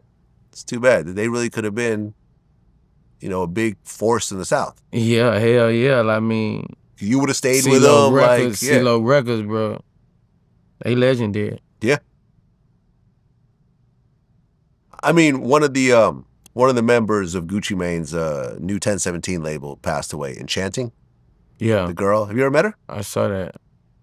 I don't think so. And people started to kind of make this list that started to go viral. There was an update on all the original members of Gucci Mane's new 1017 label. Pooh Shiesty locked up. K. Shade dropped. Roboy dropped. Big Scar dead. Fujiano locked up. Enchanting dead. When you see, and I think they're trying to paint Gucci as like, oh, everyone's on his label, it doesn't work out. I mean, it is extremely hard. If I was Gucci, man, that CEO shit, bro. If I was Gucci, I'm too different. I ain't gonna say nothing, but let me give motherfuckers a chance. But a nigga go do on their own, that's what they do on their own. We grown. Yeah. Don't put it on that man like that's his fault. I completely agree. Like, bro, come on, man, nigga giving you a chance. You probably wouldn't even know him to be a celebrity if he didn't give him a chance. Oh, yeah, no, you could easily say that Pooh Shiesty would not be where he is on any level if Gucci didn't come in and co-sign and put that muscle behind him. Bro, it's shit listen, crazy. Being a hip-hop CEO, I think, is the most... CEO, your artist might turn on the most thankless job ever. You motherfuckers don't make the right records, they gonna blame you. Bro, Every this time. shit is crazy, Look what you're going through right now. Bro, this shit make you don't never sign a motherfucker again, dog. And then you have that one artist that blows up, and then they turn on you and say you didn't do shit. And they don't deserve I don't even want that. You don't have to pay the amount that it's agreed upon. I go get my own bag. I don't even want that on my legacy. You know what I'm saying? You, man. I'm giving people a chance who genuine, bro. Like, hopefully that'll help, but money make motherfuckers. Yeah. You know what I'm saying? I ain't gonna stop my CEO grind because I'm still getting paper from it. Common Tribe, he going crazy right now. Oh, he's doing well. Yeah, he going crazy. Yeah, he going crazy. Spiffy picking up. It's just, Lil Blurry still around? Remember you brought him that one time? Yeah, Blurry's still around, but we ain't under no paperwork no more. Okay. But Tootie, but my daughter, ain't no MC fucking with my daughter. Poison Ivy. Ain't nobody fucking with her. We gotta get her on the show. Nobody. Next time I'm listening to all these Next rappers. time I'm in Atlanta, let's have Ivy come down and we'll do, we'll bring her in on the interview, maybe have her spit something. Oh yeah, she ready. She's ready. She ready. Yeah, man, listen, like being a hip hop CEO, because you know how many times people are like, yo, Vlad, you got a platform. Why don't you go sign some artists?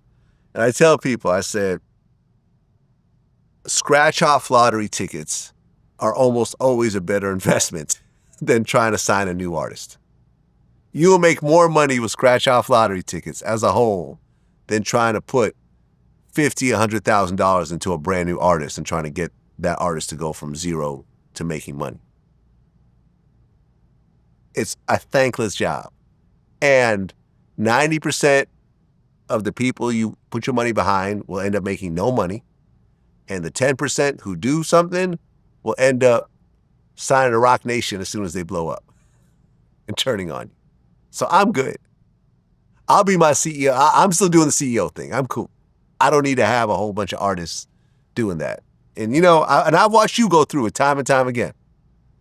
And I seen the Yung Bleu situation. The one situation where you had something really start to make money,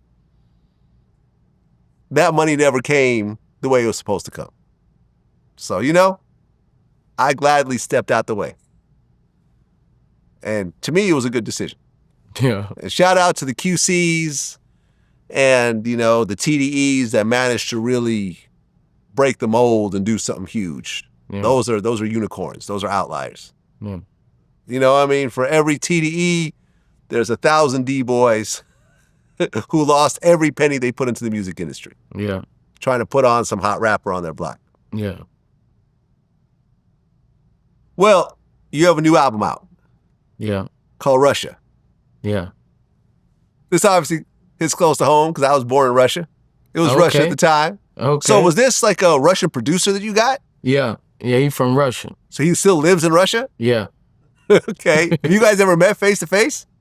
Nah, we FaceTime. Okay. How'd you guys hook up? I forgot. I think he sent me some beats in a DM. To my email in a DM. Okay. And I was like, who the fuck is this? And I reached out to him and, he did a lot of that album, Going Through Some Things. Okay. And he just, bro, he a fool. So I decided to name it Russia because the producer from Russia. And I'm a cold ass nigga. Okay. And I'm sure, him watching Vlad TV interviews, you know what I mean? Oh, yeah. Does he ever talk about me and stuff like that, considering we came from the same place? If I tell him I'm going to do Vlad, he be putting fire behind it. The first song on the Russia album is Letter to the LGBT. The lyrics are interesting. I told him not to cut his dick off. Now the whole world pissed off. Even mama mad at me. This is fucked up. Because I say it, I mean it, I don't give a fuck. Because I'm real about it, saying how I feel about it. Now they're in my DM. They want to kill about it. Talk like they want to drill about it.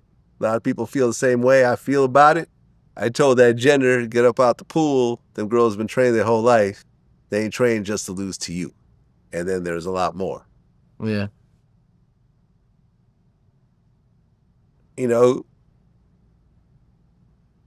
A lot of people feel my pain. I'm vouched for because we believe in traditional households. Adam and Eve, so Adam and Steve, and Eve and Erica. You pretty much address everything. Yeah. Rappers painting their nails and toes, that's what women do. Playing gays, y'all support them, they pimping you. Yeah, because, all these artists are chasing the LGBT narrative to stay successful and to get money. They're using them. They don't feel their pain. They never been really called that. They never been had to deal with that inside. They doing it for their chicks.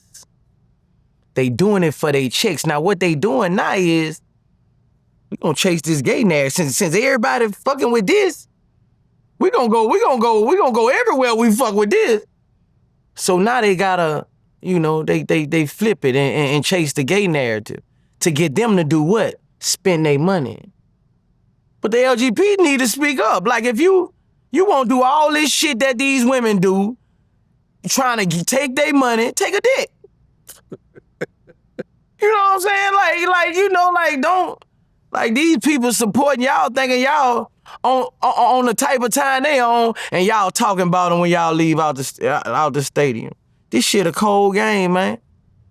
People seeing what to do, now they finna flip it on them just to get their money. They need to start calling their ass out. Nigga, you trying to chase and be gay? Bring your boyfriend to the awards and tongue kiss him, nigga. Yeah, they chase bruh. You ain't, bruh. That shit, and what I said about the gender, I feel, this how Boosie feel. Transgender should have their own school. They should have their own bathrooms. They should have their own sports league. Where's the motherfucker with the billions who gonna get them their own sports league? They need their own leagues because they understand each other. You know, you got a girl been training her whole life since she was 4 years old swimming. And you bring your big shoulder ass in there and break every damn record. It's not fair to these young women. These young motherfucking girls who did all this.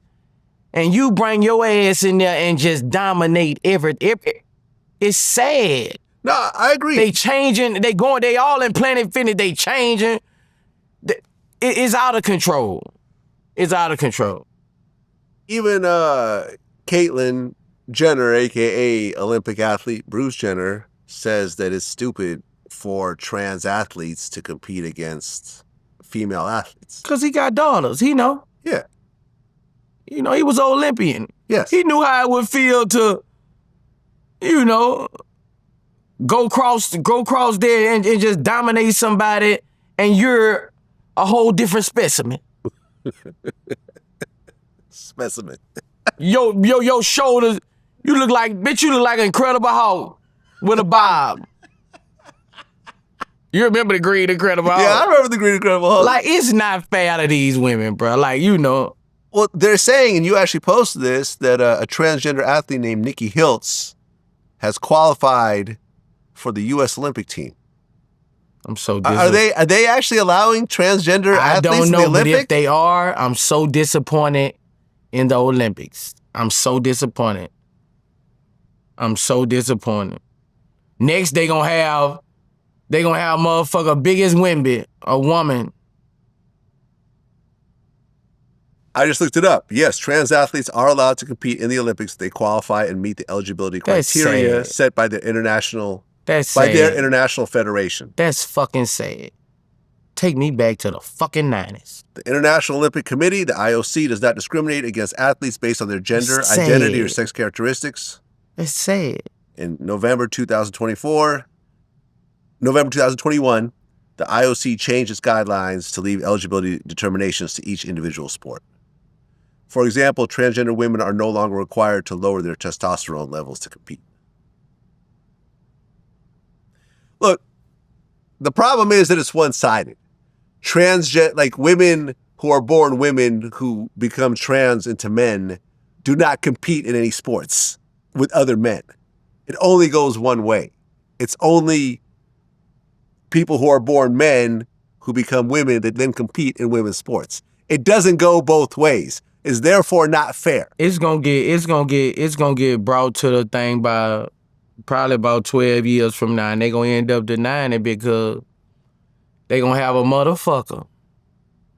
Man, he gonna go play with the women, and he gonna be Shaq.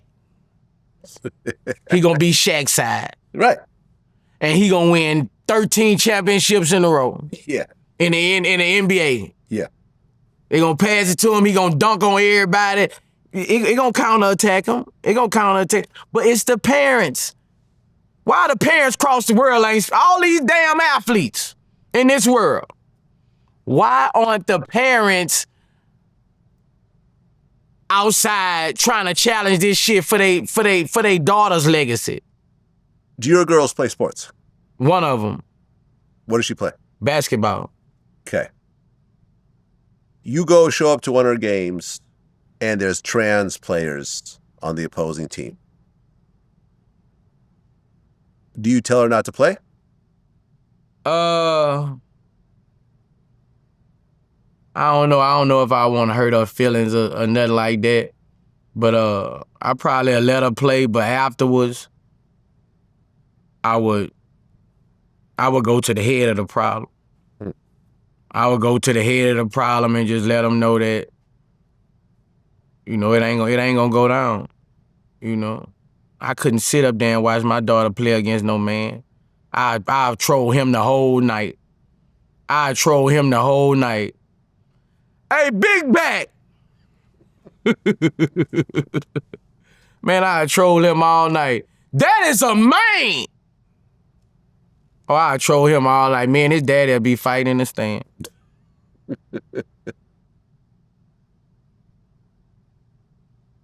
Well, you know what's interesting? I actually brought this up when I interviewed Gilbert Arenas, when we talk about sports, is that now you have height surgery, right? You know, Bandman Kevo is now allegedly 6'8". Man, I'm gonna die laughing. I see that dude. Bro. If he's 6'8", I'm gonna fall on the floor laughing, bro. He's allegedly 6'8" after getting height surgery. Now imagine when this hits the NBA. Because you could get like 6 inches. I think if they raise them up 6 inches somehow, something else gonna be weak. Something else ain't gonna be right. Well, you are right. Because you gonna be built like, bro, I don't know, bro. I guess this a new... It all depends on how this good... This Expected Gadget shit. Everything from the thing coming back. This is what I'm saying. You remember Expected Gadget? I remember Expected Gadget. Go if gadget they start arm. doing legs, what go gadget legs. Bro, what they gonna start doing next? Arms. Yep. Now you gonna have a motherfucker with a 14-foot wingspan. All they gotta do is put him in front of the goal. Well, yeah. Man, this world finna be fucked. All right. But that's what I'm saying. So you got these cyborg, basketball gadget. players. That's the only thing coming to mind. Gadgets that are now, I mean, think about it, right? If you are 6'8", naturally,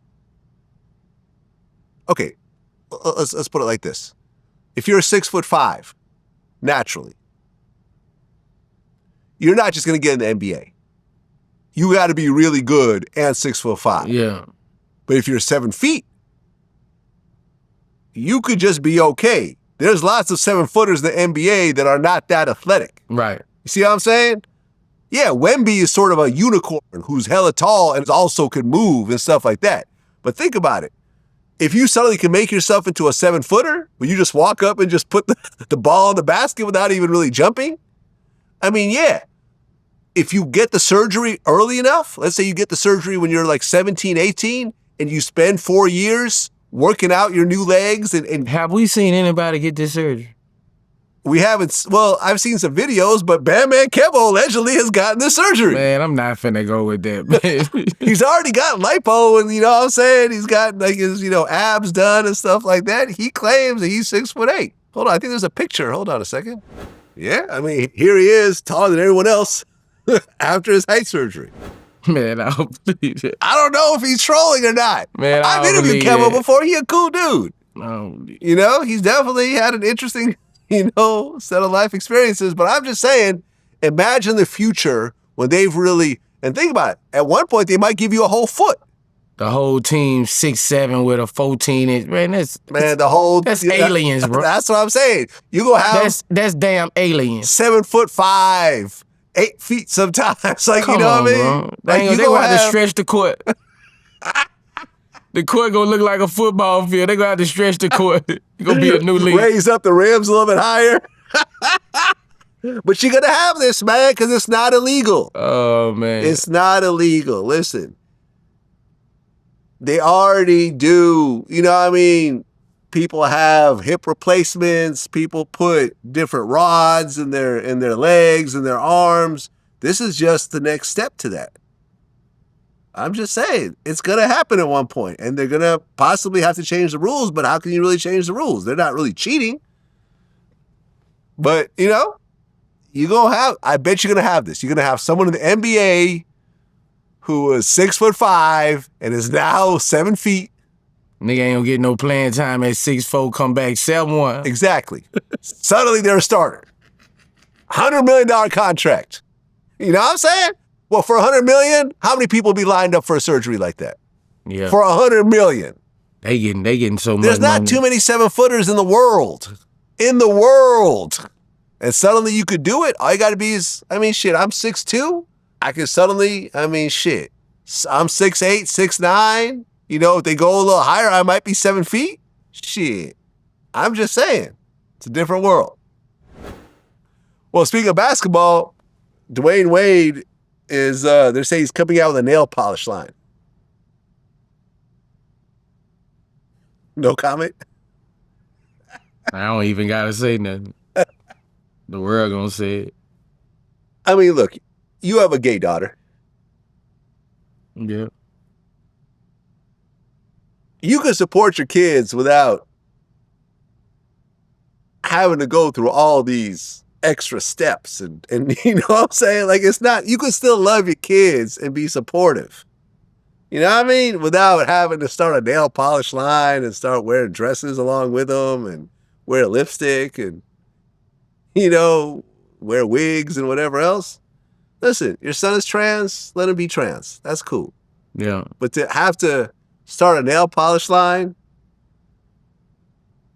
why? When you're a superstar athlete in your day, you got all the money you need, still making money, I'm sure. Your wife is making money. Like, what's the point? I think you know the answer. I don't know the answer. Oh, you think that the Dwayne's actually? I don't know. I mean, you part of the movement. I mean, I don't like to say too much about those people because I don't want that to be in my motherfucking, when people think of me, they think of that, but a lot of people do, but I just, you know, he do what he do, he feel that's how he supported his,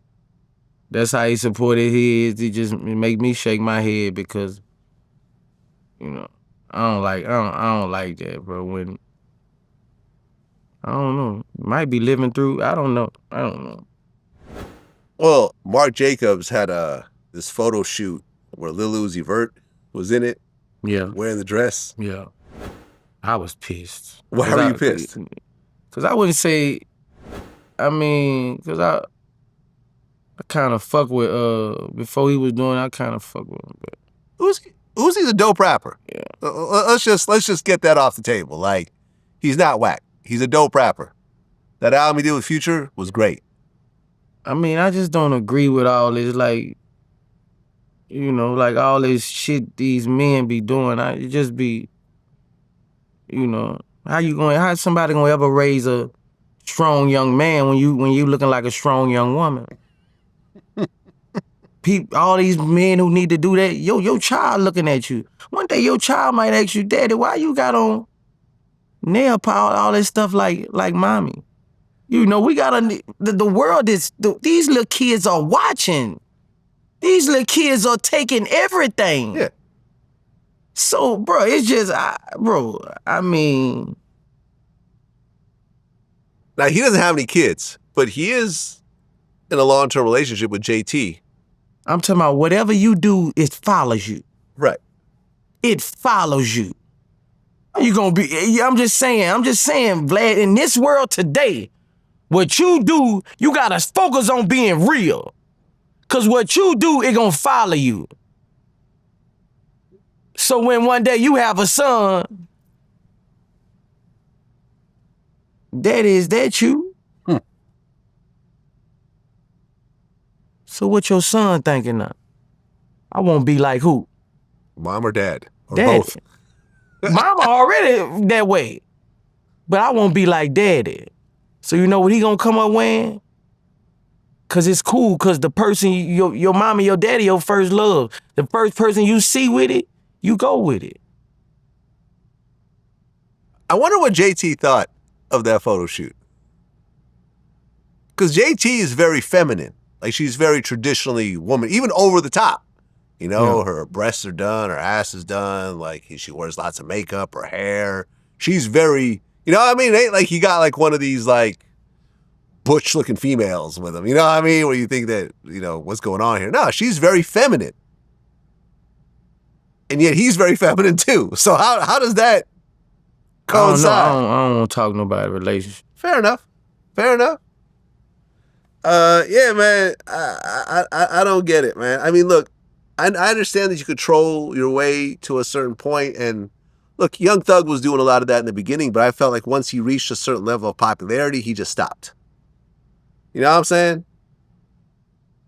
But Uzi's already up there. He's already one of the top rap artists. He doesn't have to do this. I just don't get it. I don't get it. I mean, you can't, you know, people like what they like. I mean, you know, she a street bitch. You know, that's like one of them. I grew up around nothing but JTs, bro. Like, you know, opposites might attract, but, you know, I don't know. They usually be with a,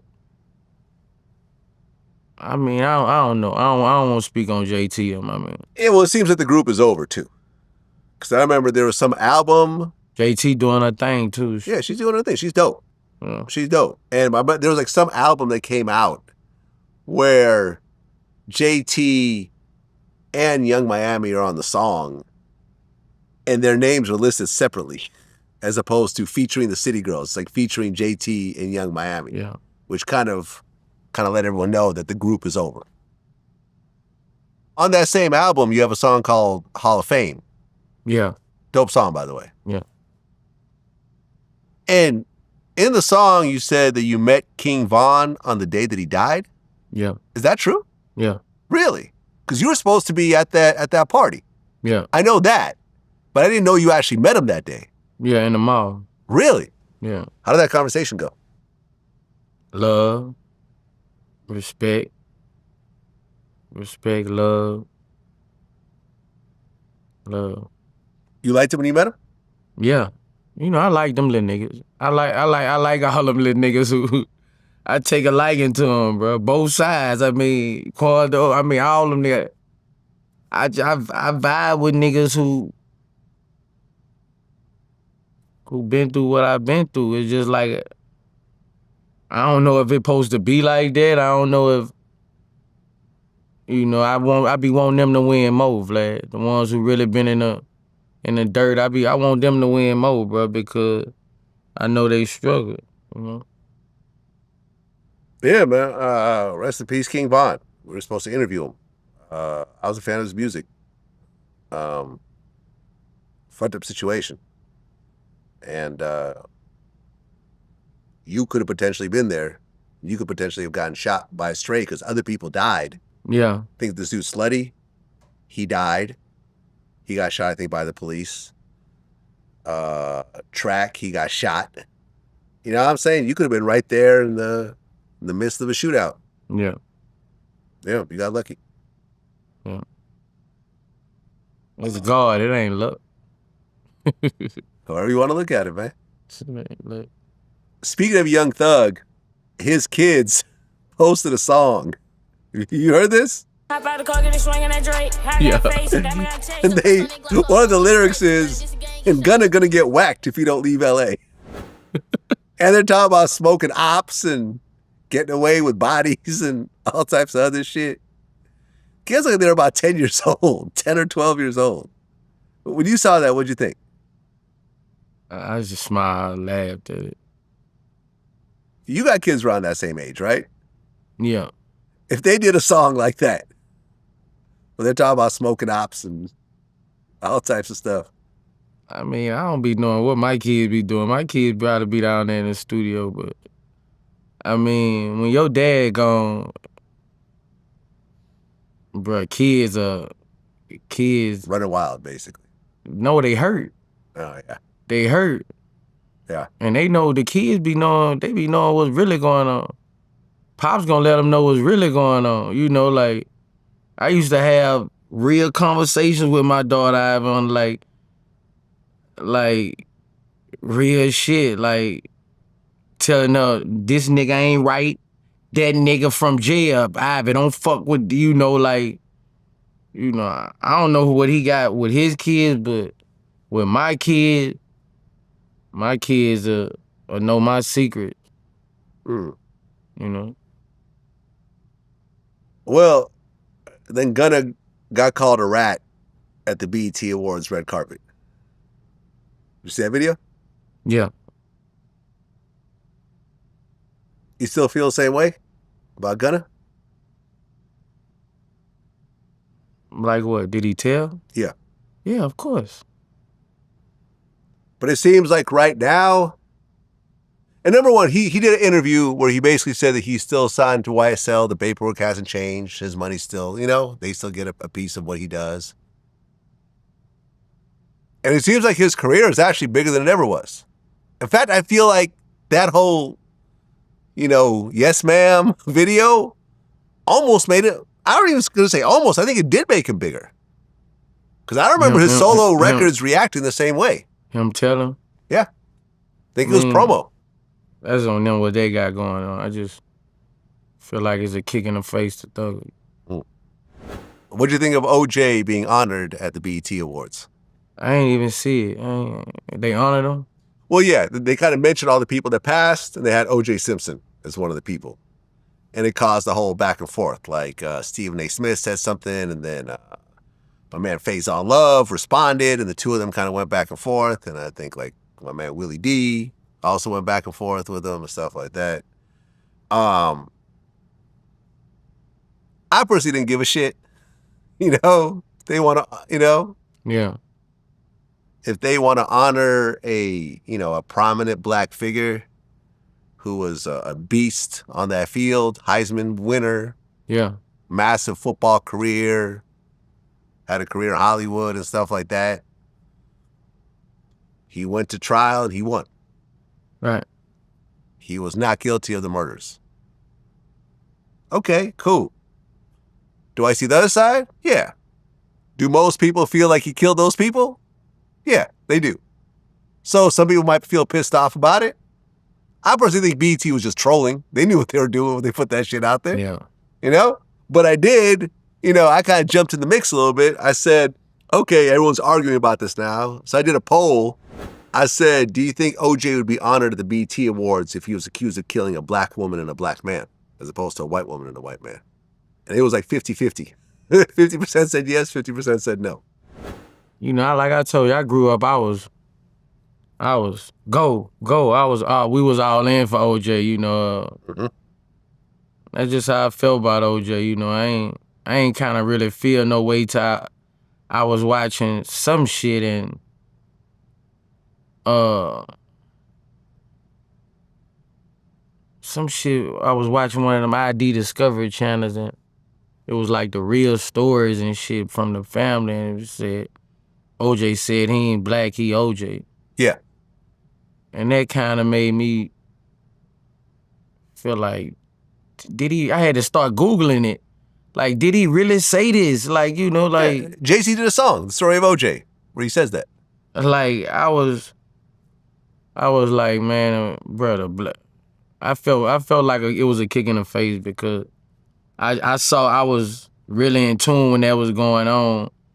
And I saw how my family and everybody would be crowded in that back room cheering on OJ, and these all black people, bro.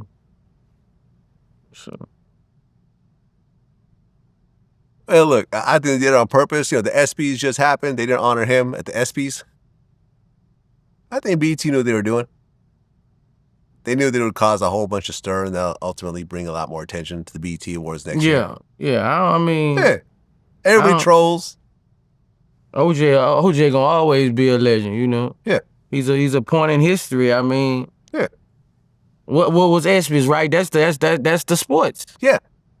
What he did in sports makes him a motherfucking celebrity.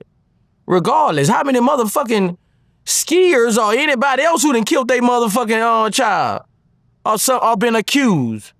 We don't look at it from both ways. We don't look at that shit from both ways, bro.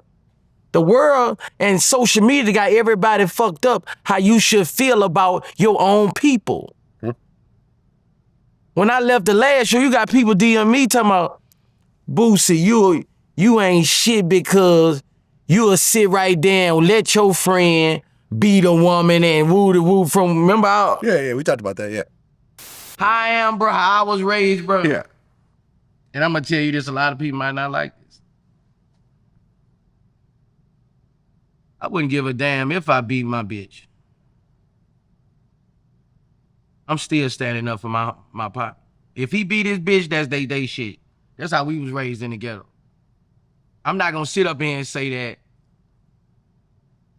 when I saw my uncle beat his bitch, that I didn't want to hang around him.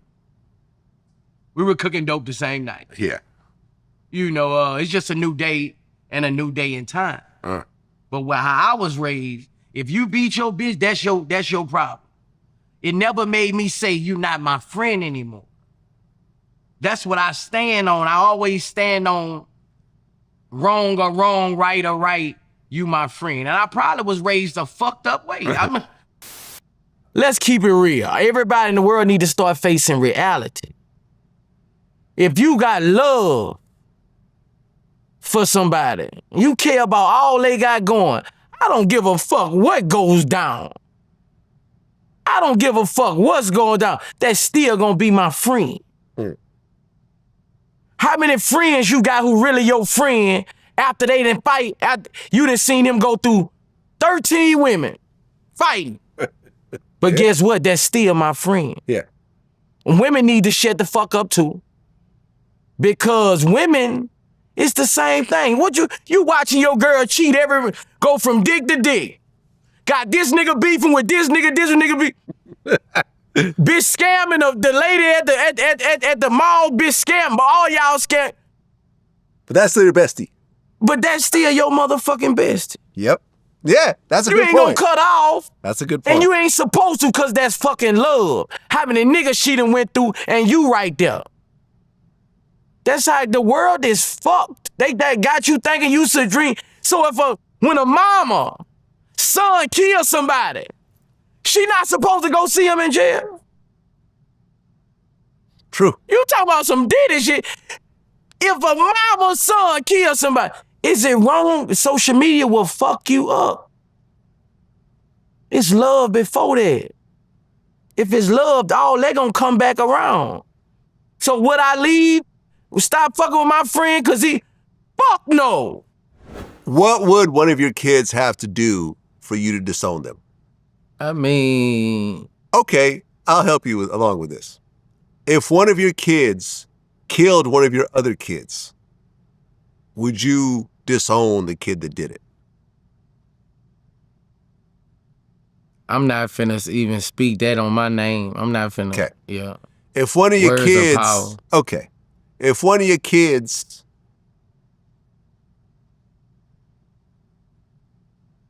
If one of my kids kills somebody, I'm going to trial with them. I'm going to trial with them. I'm going to give them the best lawyer. I'm going, you know. If one of your kids shot you over an argument, yeah, would you disown him?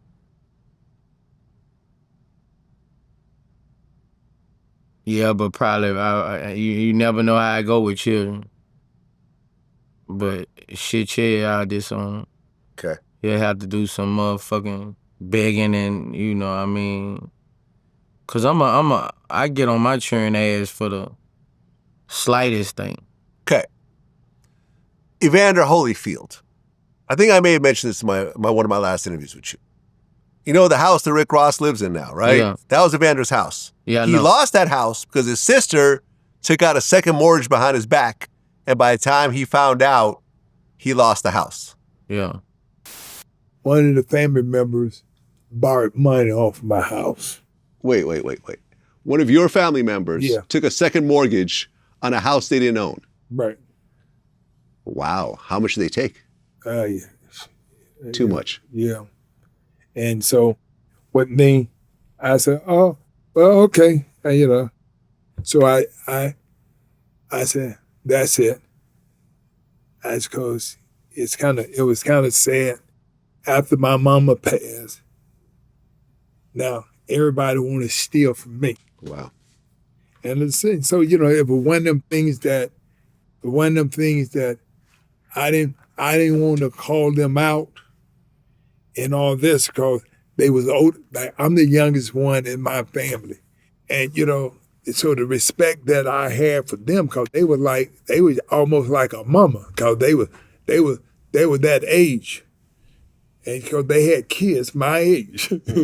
Like this. So my whole thing is that I realized that I wasn't going to put them in jail or anything. Oh, I would have put him in jail. You know, I'm saying, but you know, my whole thing, I wasn't going to do that. My whole thing is that I made too doggone much money to stoop that low to do that to them.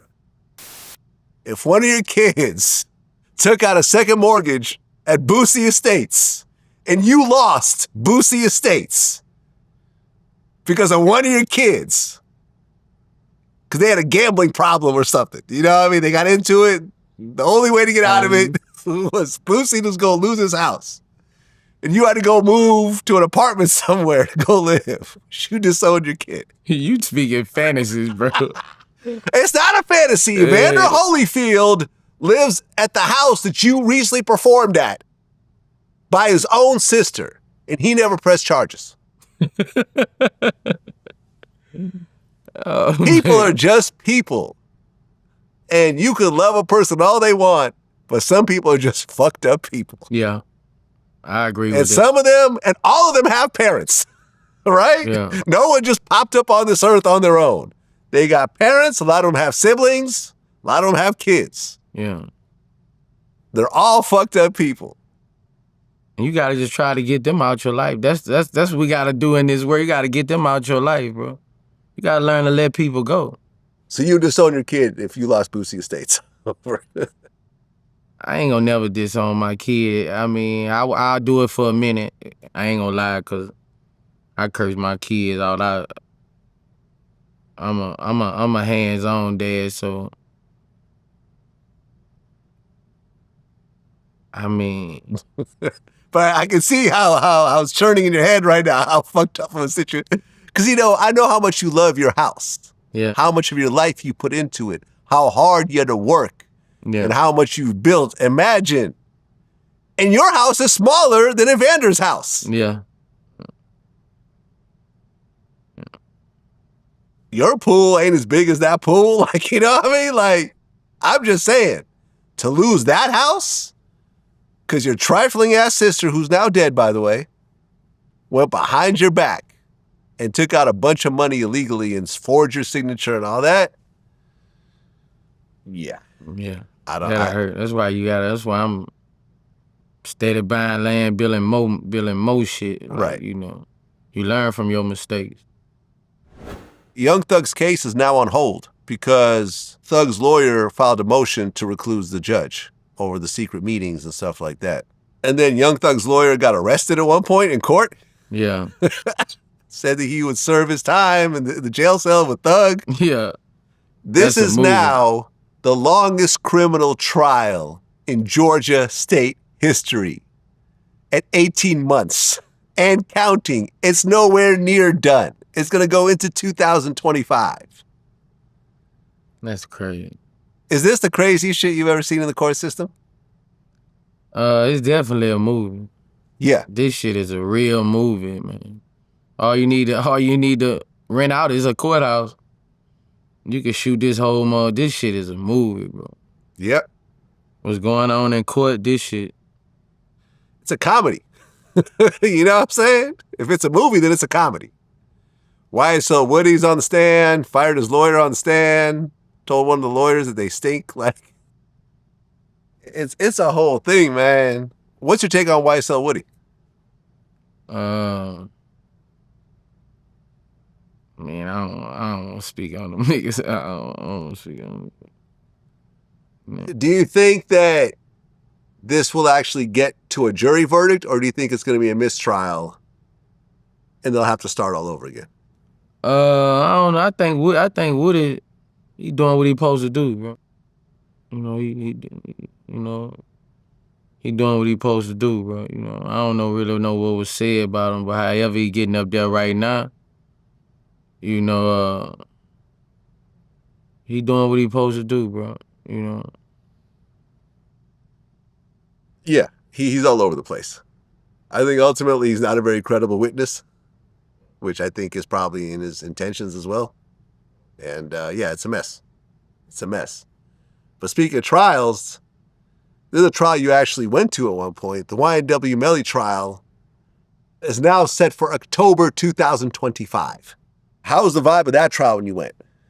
Just learning. It's when you go to trials, you gonna learn. When I sit in my trial, I learn about so much shit. All you gotta do is listen and you gonna learn. When I was going to Melly trial, I just was learning so much shit, bro. I think I could be a motherfucking defense attorney or some shit. Like, bro, like, I like going to motherfucking and listen to all that shit. It sharpen you up on so much shit, Vlad. It's like, you would probably have to be a old criminal to feel me right now. Yeah, I mean, it's sad that he's been locked up for what, like 5 years now? Yeah, Nelly, even Joseph. Yeah. Yeah, man, it's fucked up. You would think that after the first mistrial, they'd give a bond at least, but no. Florida play different. Yeah, I ain't never seen nothing like this. You don't get bonds, you don't get Florida don't fuck around. There's now a grand jury underway for Diddy, and he's under federal investigation in New York. His mom is in the hospital now. I don't know if you heard about that. How do you think this Diddy thing will work out? Do you think he's going to get charged? Or do you think that he's got enough money that they're too scared to actually charge him? Because he's going to have the best defense. I don't know. God know. I don't know. Man. It's just a mess right now, you know. That's basically it. It's just a mess everywhere right now. And Cassie them side don't sound too happy. I know she ain't got no $30 million now. She probably got... I heard she got a few million. That's what I heard. Now for them, they turned up. They won't see him. If you got $30 million, man, you won't turn off the TV. Yeah, I mean... You won't go on trips. You ain't worried. Bro, they want some get back. I think... I don't know. Somebody got... She ain't acting like she got no $30 million. Well, yeah, I mean, there was a picture of Diddy, like, whitewater rafting, and her lawyer made a comment, said, you know, this won't help Diddy prepare for the choppy waters in his future, or something like that. Yeah. And my thing is, like... A paid lawyer, successful lawyer who... He ain't tripping on that. If you got cut right, I don't think he got cut out the loop too somewhere. I'm telling you how it be. Well, bro. no, if he was representing her, he got a percentage of that settlement. That's how it works. That's what I'm talking about. See, it wasn't big enough when you think about it. I'm telling you. See, I know how people act. Your actions go on what's hurting you. I got you. Actions are a motherfucker with people. All you gotta do is watch them. I'm telling you, once that shit start getting dry, and you gotta pay taxes for something or whatever. Well, no. Well, if you get it from there, that's tax free. It's tax free because it's an injury situation. In injuries, you don't pay tax. Okay, but when you take this and you realize that you could have had shit 200 if you waited for 6-7 months if you got a will and deal. Yeah, see, but to me, like, a book that changed my life is The 48 Laws of Power. Did you read it? Yeah. One of the things that I always think about when dealing with people and dealing with conflict is one of the laws is when you win, you don't go past your mark. If you beat somebody, you stop. You don't rub their face in it. You don't spike the ball. You don't clown them. You stop. Because that's how you could turn a victory into a defeat. You're going to piss the person off to the point where they're going to crash out. Cassie won. She settled. She accepted whatever they agreed upon. She should be quiet at this point. She won. Okay? And her lawyer should shut the fuck up too. They got what they set out to do. If they felt after the fact that they should have negotiated more, whatever. They negotiated, they signed the contract. They shouldn't say anything else. Because there's a reasonable chance that she may have done something illegal along the way. Right. You know what I'm saying? During the course of this alleged sex trafficking, these drugs, prostitution, whatever else, she may have been a participant in this whole situation. And she may not get immunity all the way, depending on what she did. She might go and piss Diddy off to the point where he's like, okay, well, if I'm going down, you're going down with me too. You want to make these little jokes about whitewater rafting? Okay, we're all going to go down together. Fuck it. I mean, it's just the world done changed, and we done let us not... The world done changed, bro. You know, sex trafficking, you know how many Motherfuckers that have a sex trafficking charge who a rapper. If you count flying bitches in to have threesomes. Right. You know how many niggas that flew bitches in to have threesomes? Yeah. It's happening right now. The world done fucking changed. They got 5, 6 of them on Southwest Airlines right now. They're on Spirit right now. You know, you got the bad bitches, they in first class. When they get off the black trucks, pick them up. Like, you know, like, yeah. You know, that's the life of a boss. Yeah. I mean, the world just done changed. You just can't really do shit no more. Like, you know, like, the world done changed. Yeah. I remember hearing this one lawyer, he was a celebrity lawyer, that basically said back in the day, celebrities would actually get a pass when it comes to the law. You know what I mean? Things would kind of get brushed on the table and they would try to protect them to a certain degree. Now they're more of a target when it comes to the law. Yeah, I agree. Right. Because now Diddy's also being sued for sex trafficking by a former porn star who's claiming that he made her boyfriend give him head.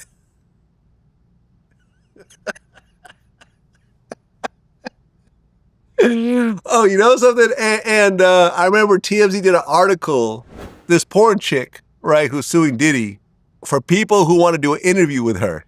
She wants 2 first-class flights and then 2 other flights for her attorneys. They have to stay in a 4-star hotel. She also wants hair, makeup, and wardrobe. and all this other shit, just to do an interview about this shit.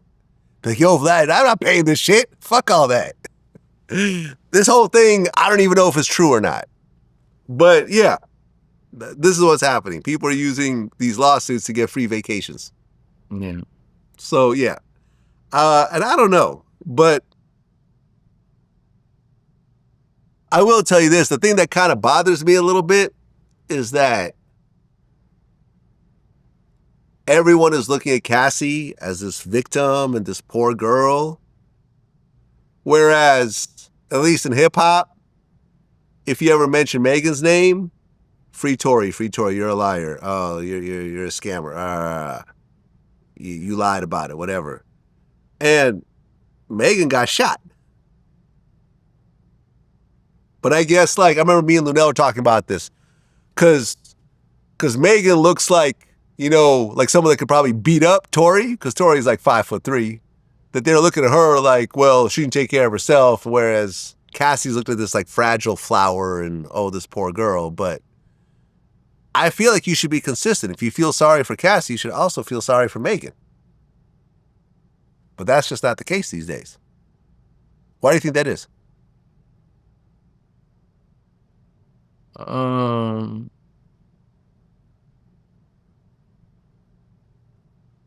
That's a good question. I mean, that's a good question. That video fucked up a lot of shit for... Yeah, when that video came out, whatever support Diddy had, it was a wrap. Yeah. Yeah. And then since then, Still be my friend. What's that? If that was my friend, it still be my friend. Yeah, you said that last time. Eddie Murphy just got married. Oh, yeah? Yeah, that white girl. Paige. Oh, I ain't know that. Yeah, they've been together for like 6 years. Yeah. My man, Tyson Beckford, that was his ex. You know, the model. Oh, yeah? Yeah. The model? Yeah. Oh, okay. Yeah. Eddie's got 10 kids. Congratulations, Eddie. Yeah. How many do you have now? 8. 8. Yeah. You got 2 to catch up. You got a few years. Yeah. It's just, I feel like all the successful men, yeah. Most of the successful men. Yeah, look at Elon Musk. He has more kids than you, I think. Yeah. Yeah. Me and him have the same birthday, by the way. You said that Eddie Murphy is the best actor ever.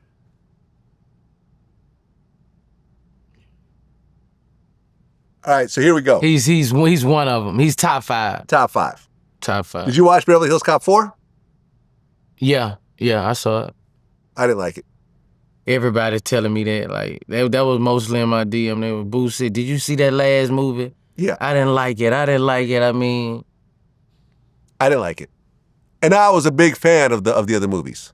I saw That was Beverly my Hills Cop. favorites. That was my Beverly Hills Cop. That was my introduction to Eddie Murphy. Oh, okay. Yeah, you're a little younger than me. Yeah, I can see that. That was like, that was everything. Okay. Yeah. Did you like Beverly Hills Cop 4? By me liking Eddie Murphy so much, I try to make myself like it. Compare it to the other Beverly Hills Cops. Last place.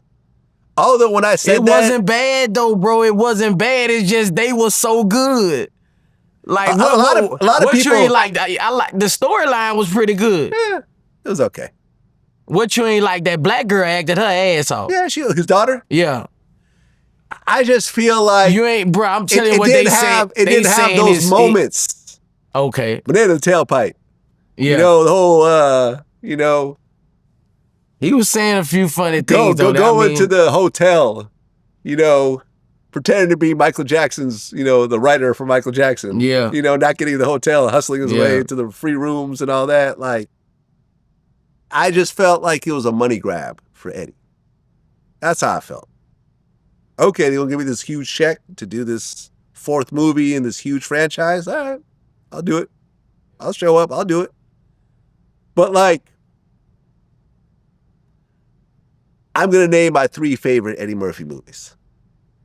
We'll see if you and I are on the same page. Number 1, Boomerang.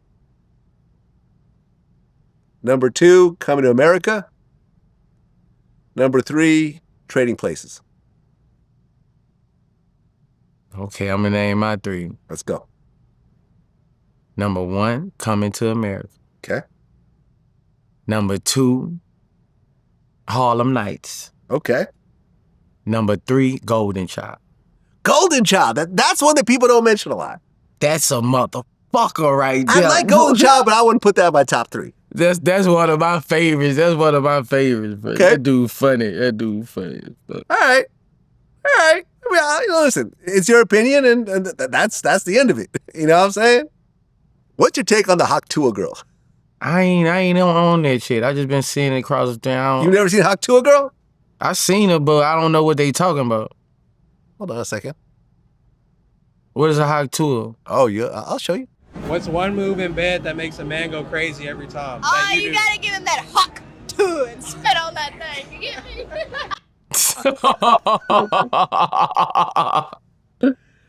Oh man, it sounds like she from down south. Yeah, she's talking about spitting on dicks. That's actually what she's famous for. Okay, Hawk Tour. I've been seeing that shit. I ain't knowing what the fuck I'm looking at. Well, I'm glad I introduced you to the Haktua girl. At first, I thought they were talking about her ass or something. No, she's talking about spitting on dicks. Oh, okay. There you go. People are becoming famous for all types of shit these days. Yeah.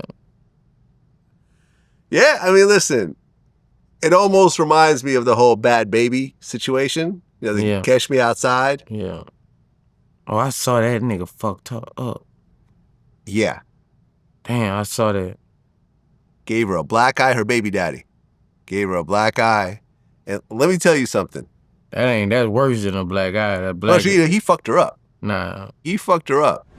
But let me tell you, just recently, she just posted up how much she's made off OnlyFans in 3 years that she's been on there.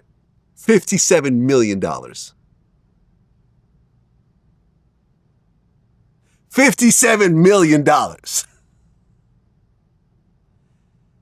Her baby daddy fumbled the biggest bag that he will ever see in his entire life. Period. Yeah, somebody gonna catch her and marry her. Oh, yeah. The fact that he could not be on his best behavior for someone who has made $57 million that you have a baby with, I don't care how crazy she acts. That's $57 million that you're a part of forever. Nah, bro. Real shit. And that's sad for her, just think how she feel. All that damn money and ain't got peace. Are you going through that? Yeah. We gotta work on finding our peace. If they ain't right for you, they don't need to be wrong. If you don't find your peace with this money ain't gonna mean shit. This money gonna tear you down. Yeah. 50 all that damn money and she gotta go through that shit. $57 million. Yeah, I'm just showing your ass. You is a treasure. Yeah. You gotta watch who you fuck with. Nigga would kill you, then kill theyself. Oh, yeah. You know, you on that level. Oh, yeah. Everybody ain't gonna want you to go. You know what I'm saying? So I saw that, I was like, damn, he fucked up. Yeah. Did you hear the story about Lil Durk's 10-year-old son shooting his stepfather? Yeah. That's a crazy story. So apparently what happened was this dude, I guess, has a daughter with Durk's baby mother. They got into an argument. I guess the baby mother has all types of issues where he actually has custody of their daughter. And I guess they get into this argument, and Durk's mother pulls out a gun herself. And he's trying to wrestle the gun out of her hand, and he has a gun on him himself also. And I guess during the argument, his gun drops, and Durk's son picks up the gun and shoots him in the stomach. And I guess the son is probably just trying to protect his mom. Yeah, that's it. But now he gets shot in the stomach, and he actually says, I still love him like my own, and I can't believe this would actually happen, and whatever. I mean, when you hear something like that, what do you think?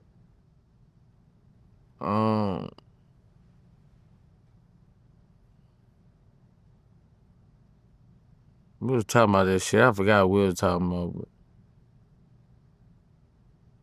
I don't know. I don't know. I don't know. I don't know their situation. I don't really know their situation. I just know that I can't even whoop no other man kids. I don't give a fuck if it's my stepkid or nothing. I can't whoop no other man kid. Well, he wasn't whooping on the kid. No, I'm just saying, just me being a stepdad, you know, like I don't raise them like I raised my own. Yeah, I mean, listen, TK Kirkland said that, he pissed off a lot of people, but I understand where he's coming from. He said that no man should be a stepfather. That's just too much responsibility. That's someone else's kid. And, me personally, I've never I don't been believe in that. I feel like you can come in people's lives and, fill that void. Everybody ain't got no daddy. They got some stepdaddies who been better than daddies. Well, that's true. Shaq's dad. Shaq's stepdad. Like, bro, yeah. we can't take away this stepdaddy. This is a whole different grind. You know what I'm saying? When you stepdad and you buying the same shit that you buy for your stepdaughter for your daughter. Yeah. When you develop a love for a child, that should be locked in. Have you ever been in a serious relationship with a woman with kids? Yeah. Have you taken a stepdad kind of role? Yeah. And how was it? He came back and stayed with me. Okay. For this year. Okay. All right. I've never been there. Like, I just never really dated women with kids when I was younger.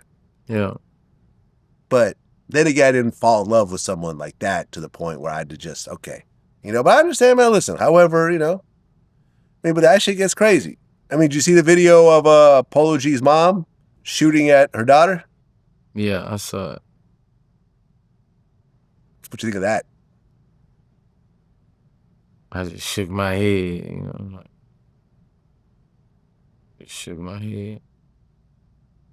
And from what I understand, I guess, well, the mom said that the daughter came over, she was intoxicated, and I guess she was attacking her and destroying some property and whatever else.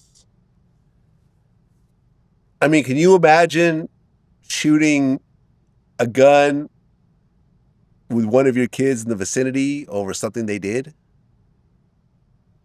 Nah, I ain't shooting at them.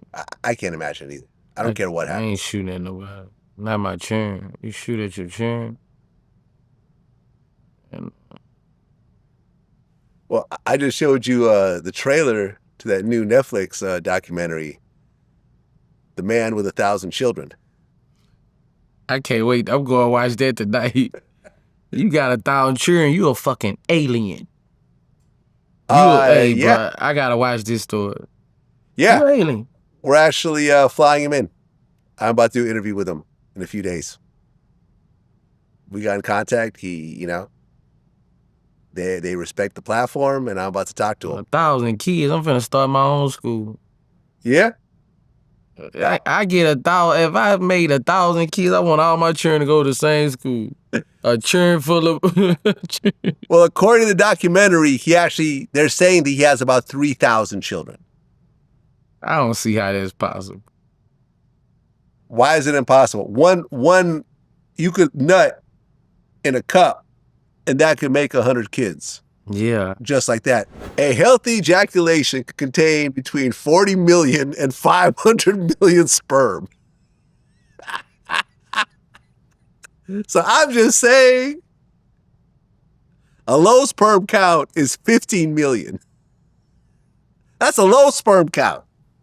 So I'm just saying, a lot of this is done in vitro, right? So it's kind of like you go in the cup, and then they take the sperm, and then they take the woman's egg, and they in a lab they can create, the embryo and then put it back into the woman. So yeah, 3,000 kids is actually very easy because he's just going around nutting in the cup. Nutting in the cup all around the world. This country, that country, Kenya, fucking France, Italy, Great Britain. He was from Amsterdam. Damn, he got a fetish for that? He got a fetish. Oh, he hustling. He finna. I think a little of both, right? I think he's been able to support himself. Damn. And yeah, places like Kenya, where, I guess there's not a lot of like white men, they'll fly these dudes in and just have them, just basically milk them for like a week or two. Just have them just jack off. Then they go and get all these, Kenyan women pregnant with mixed babies. Damn. It's crazy. I gotta watch that. Would you do that? Kid. If I told you that you could have 100 kids, 1,000 kids, all of them half Boosies. I sure would take it to consideration. You would take the consideration. And that's the thing. I just need more money because I won't get my kids. I don't want it to just be. That's a sick fetish to just have all fucking 1,000 kids. That's a sick fetish. Hey. See, what happened was at the end of the documentary, a bunch of the women, because the thing is he was doing it like in small areas. Like in the Netherlands, there was literally hundreds of kids that were like his. So there was a fear that there'd be inbreeding, that as the kids would get older, they would start dating each other, not knowing they're related. You see what I'm saying? You go and No, I wouldn't do it. I wouldn't do it. See what I'm saying? You go and meet this girl. You meet this girl, and what they say is like, when you meet a sibling that you don't know is your sibling, and they kind of look at you, you have this sort of connection that some people mistake as love, but it's really a sibling connection. Then you'll end up having sex with that person and have kids, and the kids. I don't hear about that freaky shit. I don't mean no harm, Vlad. That's freaky. I don't want to hear about no. Right, because the kids end up inbred, and then they have all types of messed up. Yeah. Shit no. Mental disabilities. They're born with two heads. Like all types of weird shit. But yeah, he allegedly has 3,000 children. And at the end of the documentary, a bunch of the women that he had kids with took him to court. And, in the trial, he basically told the judge, he was like... I mean, he ain't got no choice but to be a deadbeat. Well, right. In the trial, he basically said, listen, I am what you call a donor plus, where I offer myself availability to the women if they want me to be in their lives, their children's lives, and I'm looking forward to going to their graduations. And the judge said, it isn't possible for you to go to 600 graduations. Because at the time, that's what they accused him of having 600 children at the time. It's actually more, but he's like, there's not possible for you to go to 600 graduations. So he was found guilty, and the judge basically said that from here on in, every child he has, he'll be fined 100,000 euros, which is about $100,000. Oh, okay. So he's not legally allowed to have children anymore. But really, no one could really stop him if he wants to, so, you know. But you would do it or you would not do it? Nah. Nah? You just made me say when it, yeah, everybody be, that shit, nah, I wouldn't fuck with it. Trump recently at a rally, he got, a gun, they're saying that gunshots went off. This is actually happening while we're talking. Oh, okay. And recently, Umar Johnson was on Breakfast Club. Yeah. And he said that blacks who like Trump suffer from slave master and white Jesus syndrome. Yeah. And you agreed? Somewhat. Explain why. I mean, I follow that brother, and when he speak, bro, you gotta listen, man. You gotta, you know, it's just, he made me realize that everybody who bring Trump up say the same thing. All my people, like, they say the same thing, bro. I was like, damn, I just heard this shit. Like, everybody, all my people, I'm gonna keep it real. They say the same thing. Trump gonna give us money. That's all it is? I'm just telling, I'm gonna keep it real, you know, like, most of my people, they be like, you know, niggas, everybody, they be like, Trump was getting them checks, you know, so, you know. Yeah, I mean, I think he's gonna win. Yeah, I'm not voting for neither. Neither one? Yeah, I mean, it's a tough call now because Biden looks like he's just not there anymore. Yeah, Biden act like Biden saying all the wrong shit. No, like he called Kamala Harris Vice President Trump. Yeah, he might have dementia. He introduced the Ukrainian president, Zelensky, as President Putin. He probably ain't getting enough rest, man. He keep fucking up. He doing that. I just think he's too old, man. Like, he's just, you know, I just think he's just not there anymore. He's not the same guy that we voted for 4 years ago. Look at the debate from 4 years ago and look at the debate now. It's like a totally different human being. Yeah. And you want him to go 4 more years? I just say let Kamala Harris run. That's what I say, I think too. she has a reasonable run. Let's chance. make history. Let's make history. Let's let make a black history woman again. president. Boom. Let's make history again. Yeah. Let's do it. I'd rather see Kamala run. I'd rather vote for Kamala Harris. Yeah. If Biden is running, I probably just won't vote. If Kamala Harris is running, I'll vote for her. I mean, I think it's gonna be a close election. Not if Biden runs. I think it'll be a blowout. I don't know. If Biden runs, I think Trump will blow him out. I don't know, man. I mean, it wouldn't really matter to me. I mean, I try to take my shit off that worldly shit. If you thinking about all that worldly shit, that shit'll stop your grind. You gotta focus on your grind. True. Fuck what's going on with a president. You gotta figure out whatever situation it is that under this president, you gotta figure out how to go get that bag. Stop worrying about what's going, like, is this gonna determine that? You gotta focus on your hustle. True. Let's talk about sports for a second. Ryan Garcia. Yeah. Did you hear about that racist rant? Yeah. He said, I hate N-words. I'm anti-black. Bring George Floyd back to life and kill that N-word again. At the end of that, he was expelled by the WBC. Yeah. He apologized. He said he's going through substance abuse. He's going to go to rehab. Do you go to rehab for saying the N-word? I mean, is that something you can rehab yourself out of? Or are you just racist? When you heard that, what'd you think?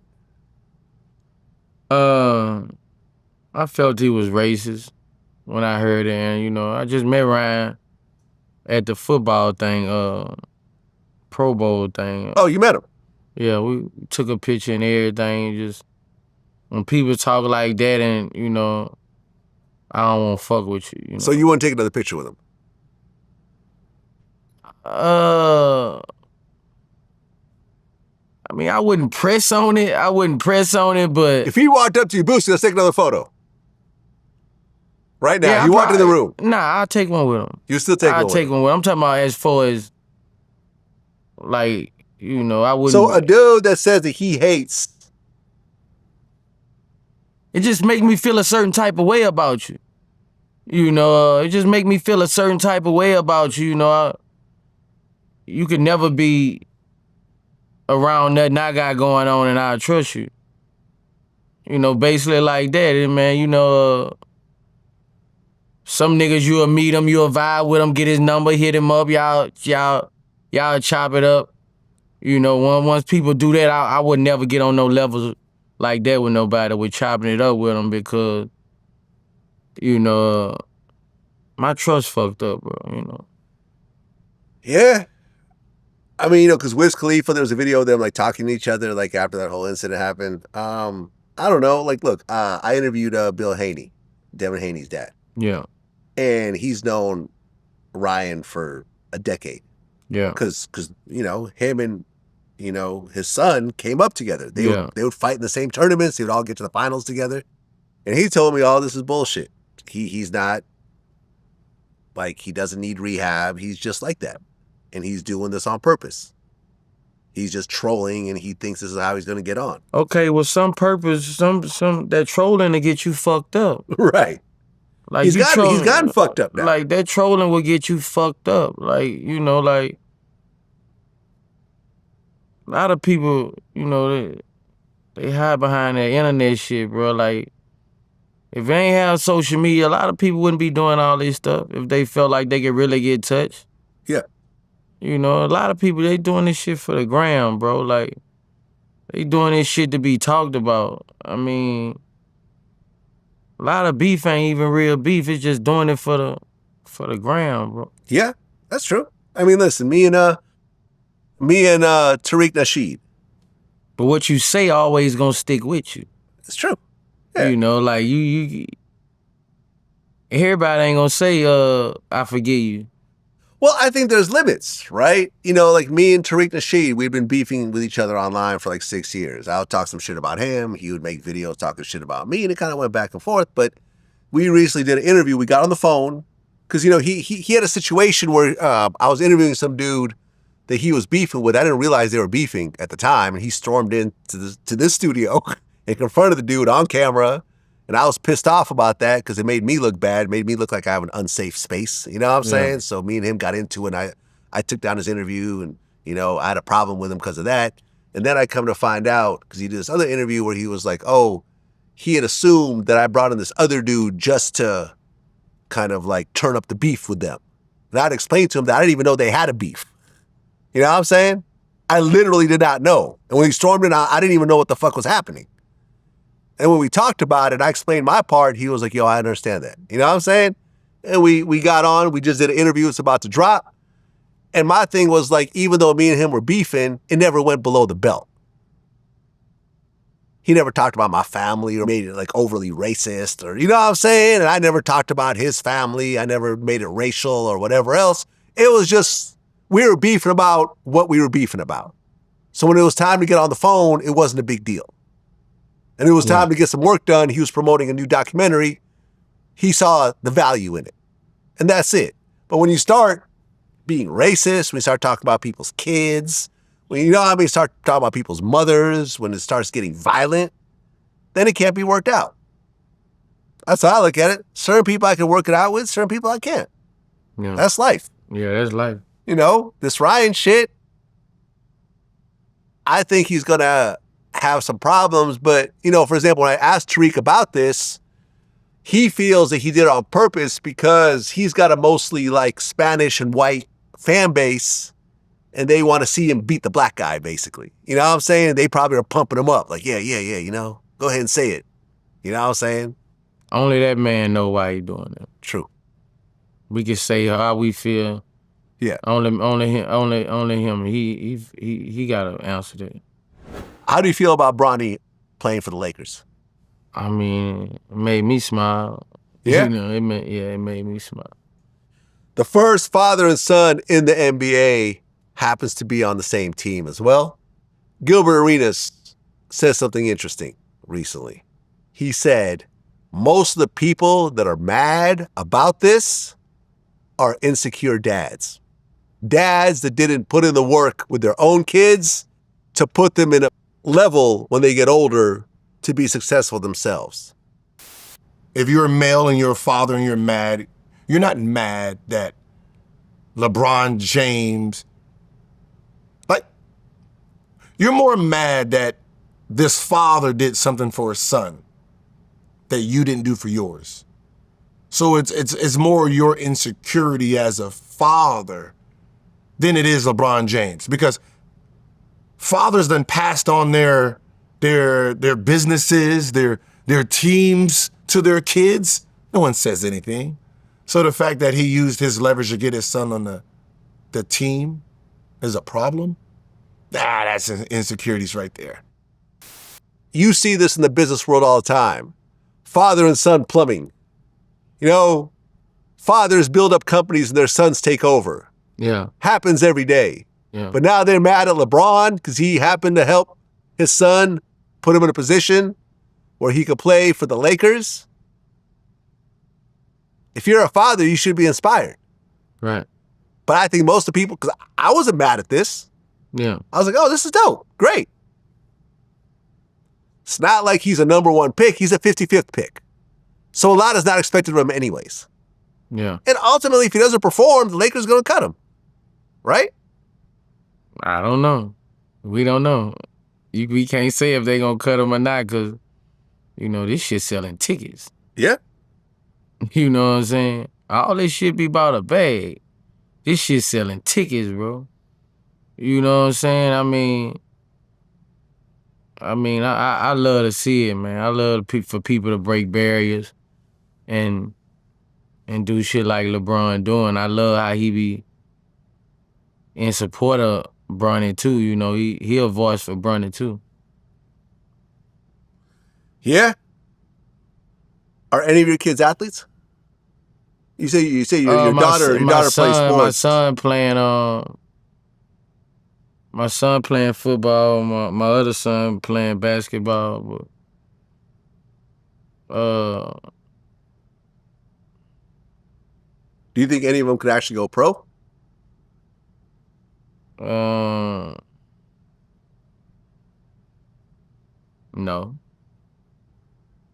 That's cool. You're only talking about the 0.001% anyway, so yeah, it's not like this is expected on any level. You can't be, in reality, you can't be 5'6", 5'7", talking about thinking you going to the NBA. I mean, there was Muggsy Bogues back in the day. Spud Bro, Webb. we're not talking about no Muggsy Bogues. Nigga, point guard 7 feet. You know what I'm saying? Like, you got to get into that shit early. These kids been playing basketball since they was, you know, but at the same time, we got to figure out how to co-parent and be a dad to still support them. You know, that's why I get fucked up at some time. I get selfish. You know, I get selfish and I be thinking, you know, I only want better for them. But I know how to get the bag. But we gotta think about their happiness too at the same time. And it's even harder when you got separate households and mama saying one thing, daddy saying another thing. So we just gotta try to co-parent. And Well, I remember you made a video where you said you felt like a failure because all your kids don't live with you. Right. Still feel that way? A lot of days I do. Yeah. A lot of days I do. To everybody across the world, when your kids not living with you and it's a separate household, just get ready for the ride, man. You know. Get ready for the ride. Get ready for the ride, man. That's a perfect life to me. All my kids living with me. Every morning we see each other. Yeah. Financially straight, I mean. Well, technically, considering how big Boosie Estates is, and I've been there multiple times. Yeah. Have you ever considered moving in all your kids' mothers into your house and into the property itself? No.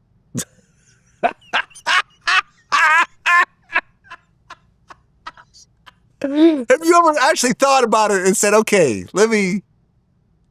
Because, they wouldn't be in the same house because you have other houses in the back. I mean, I think I can do it.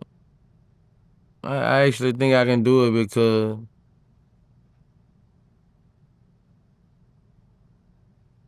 ain't nobody hating on nobody. Ain't none of my baby mamas hating on each other. My baby mamas don't have problems with each other. None of them. They just have problems with you. Sometimes, but none of my baby mamas beef, and that keep it good for the children. So that's what I'm saying. You have all these houses in the back. Why not, No. No. I wouldn't want, nah. No? Okay. No. Y'all be sister wives together, you know what I'm saying? Nah? Okay. Just a thought. Mo3 dropped an album after he died. You're not on that album. Nah. But why not? I don't know. We got this record we finna drop called Way in the Water. We had to get shit. I'm going through that shit with guys at them right now. So it came out under Empire? Yeah, Empire. So we gonna figure it out. Look like we finna drop the Way in the Water. It just shit just gotta be totally business, especially when you got lawsuits on the table and all kind of shit like that. That's why they need to go and clear this shit so we can put this new Boosie and Mo3 shit up, bro. Like when this shit is just a back trickle. It makes people don't think when you cause one problem, it make whole other problems for other people. And I just say I'm a let the one with me and 3 come out and we gonna figure it out because Boosie and Mo3, they love that shit. Yeah, I would have loved to see it. I mean, in fact, my favorite Mo3 song was the joint that you have. Mop with it? Yeah. Love that song. Yeah. Absolutely my favorite Mo3 song and one of my favorite Boosie songs ever. Okay. I must have given y'all at least 300 streams on Spotify. Listen to that song. No Jumper interviewed one of the killers of Pop Smoke. You saw that? Yeah. A lot of people got on Adam for doing that. What did you think? I mean,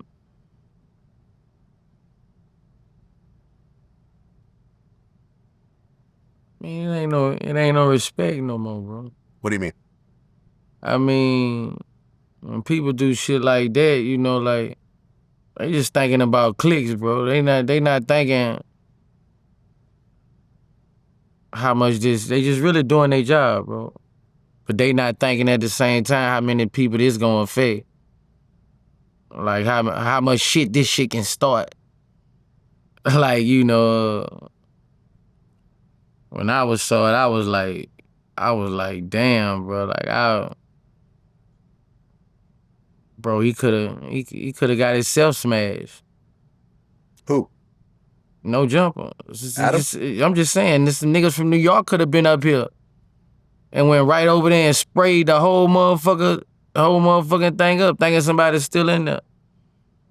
I know how shit go, man. When like, you gotta try to let the dead die, bro. Did you know Pop Smoke at all? Huh? Did you ever meet Pop Smoke? Nah. Me and him were talking. Me and him were on the phone. Me and him talked a few times. We were trying to set up an interview, but we kept being in different places every time we did it. I wanted to be in the room with him when I did it. I talked to him maybe about a week before he got killed. I understand both sides, but to be fair, I've been in that same space. I mean, you remember, I think we're rocking with each other back then when I interviewed No Plug. Yeah. Who was responsible for killing Bankroll Fresh. But it was a self-defense situation, right? And the video came out afterwards that showed Bankroll Fresh kind of waving around the rifle. But at the time, people hated me. Like, I was going through what Adam's going through now. Me and Charlamagne stopped talking for a few years over that situation. Yeah. And then, once the video came out, he was like, yo, my bad, I'm sorry. You know what I mean? But my thing was like, it was a slightly different situation because it was self-defense. He turned himself in. He wasn't charged, etc. But I felt it was important to get a story out there, and, it is what it is. I've interviewed Sammy the Bull. He killed 19 people. I interviewed the guy, one of the two guys responsible for killing Michael Jordan's dad. Yeah. I'm sure Jordan probably won't take any pictures with me when he sees me. Yeah. You know what I'm saying? But like I say, he was basically just doing his job. Yeah. But at the same time, I can't. We can't expect nobody that, when they doing that. This is what they do. That's what you gotta look at it like. This what they do. You can't blame him for that. You gotta blame them niggas who ain't going step on them. That's who you put the blame on. Fuck that. He put y'all on game. He put y'all on the face. Shit, you blame the niggas who ain't come and slide about them. They the one gotta, handle that. Yeah, I mean, look. I know a lot of people, like I interviewed MC8 the other day. MC8, as a teenager, went on a lot of missions that could have ended in the same way, right? You go on a robbery, you don't go there to kill the person. But when you bring in a gun to a robbery, things are more likely to happen. Yeah. And I watched did you watch the interview or no? Mm-mm. I watched it. He basically said it wasn't like a setup or whatever. They didn't go there to try to kill him. I just saw the clips they was playing. Yeah, I mean, he basically said that, he was just part of a group of dudes that went to go do a robbery. He was the youngest one, I think. I think he was like 15 or 16. And I don't think he was the shooter. I think he was the getaway driver or something like that. He didn't really get into it, but, have you ever done robberies when you were younger? Nah, I ain't never really. That wasn't your thing. That wasn't my thing. Did you have friends who did robberies? Yeah. Did any of those robberies ever result in someone getting shot?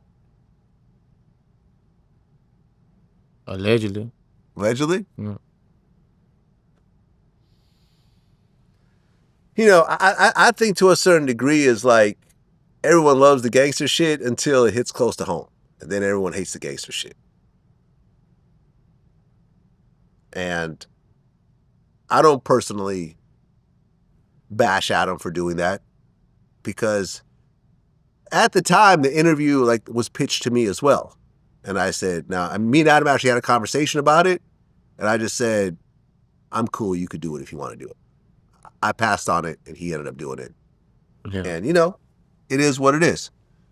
But,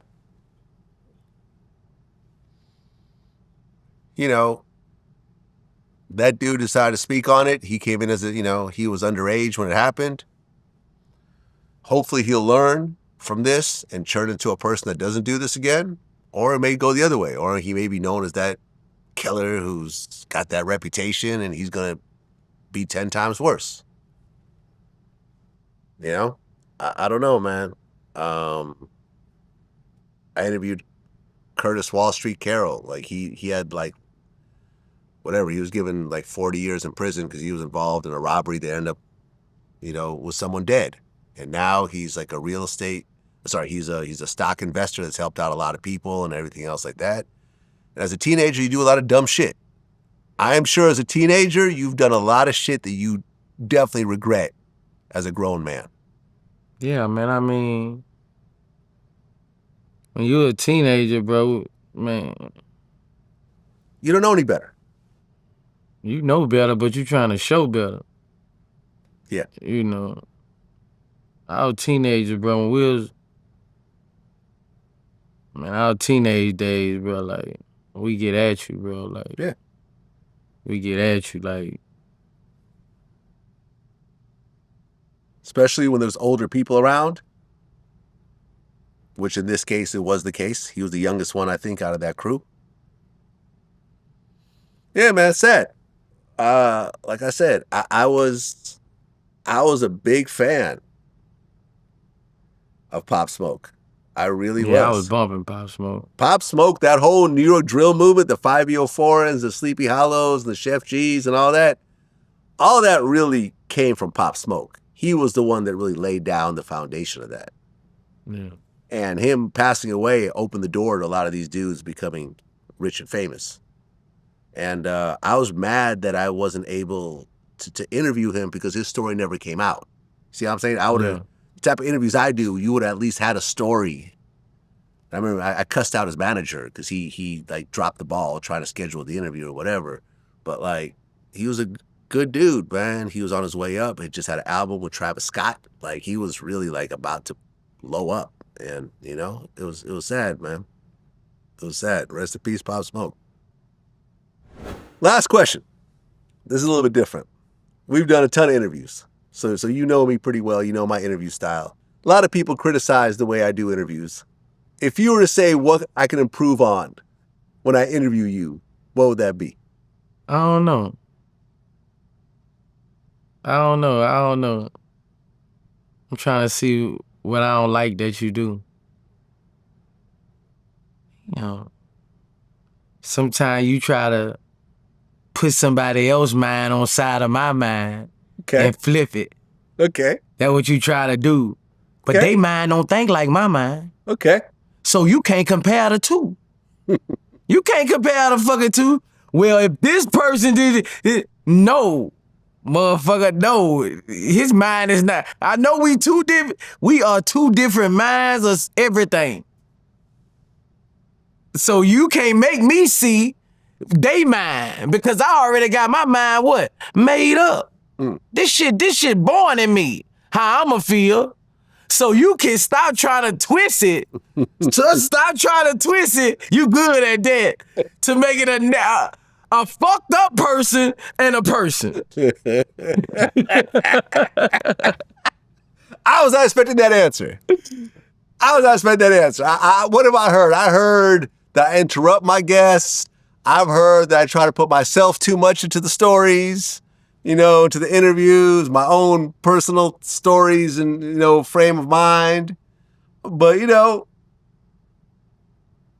I sometimes have to interrupt people because I've got a blueprint of where the interview should go, and sometimes people go off on tangents. And they'll talk for 30 minutes about something that has nothing to do with what we're talking about and will kind of bore the viewer. I mean, people just talking, Vlad. They love our interview. Exactly. Twice today since I've been in LA at the baggage claim and on the plane, you was brought up. In a good, when you doing it? I watch your Vlad, when you doing it? Like, I mean. The numbers speak for themselves. You can't say you hate when Boosie goes on Vlad when millions and millions and millions of people every single time tune in. Yeah. Well, I appreciate that answer, man. I wasn't ready for that answer, but I know that whenever I ask you, I always get the honest answer. Yeah. So that's actually a great answer, man. And that's what it is, Boosie. Until next time. Let me plug something. Go ahead.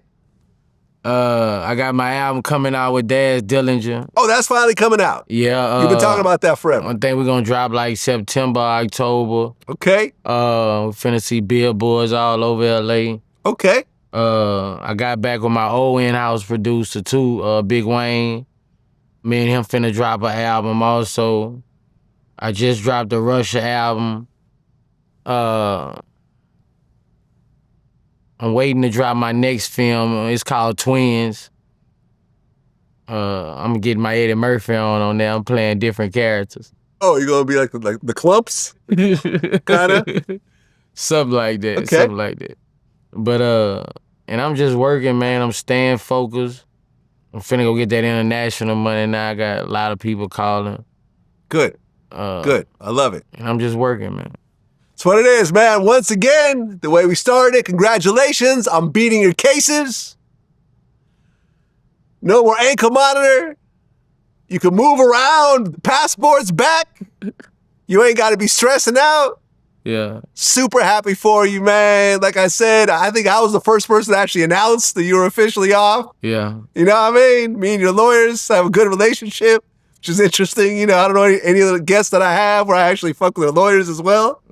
But man, I'm so super happy for you. I know it's been a long road to get here, but congrats, man. You know, you were part of the 2% that is beating a Fed case. Yeah. And man, wish you all the best. Until next time, peace.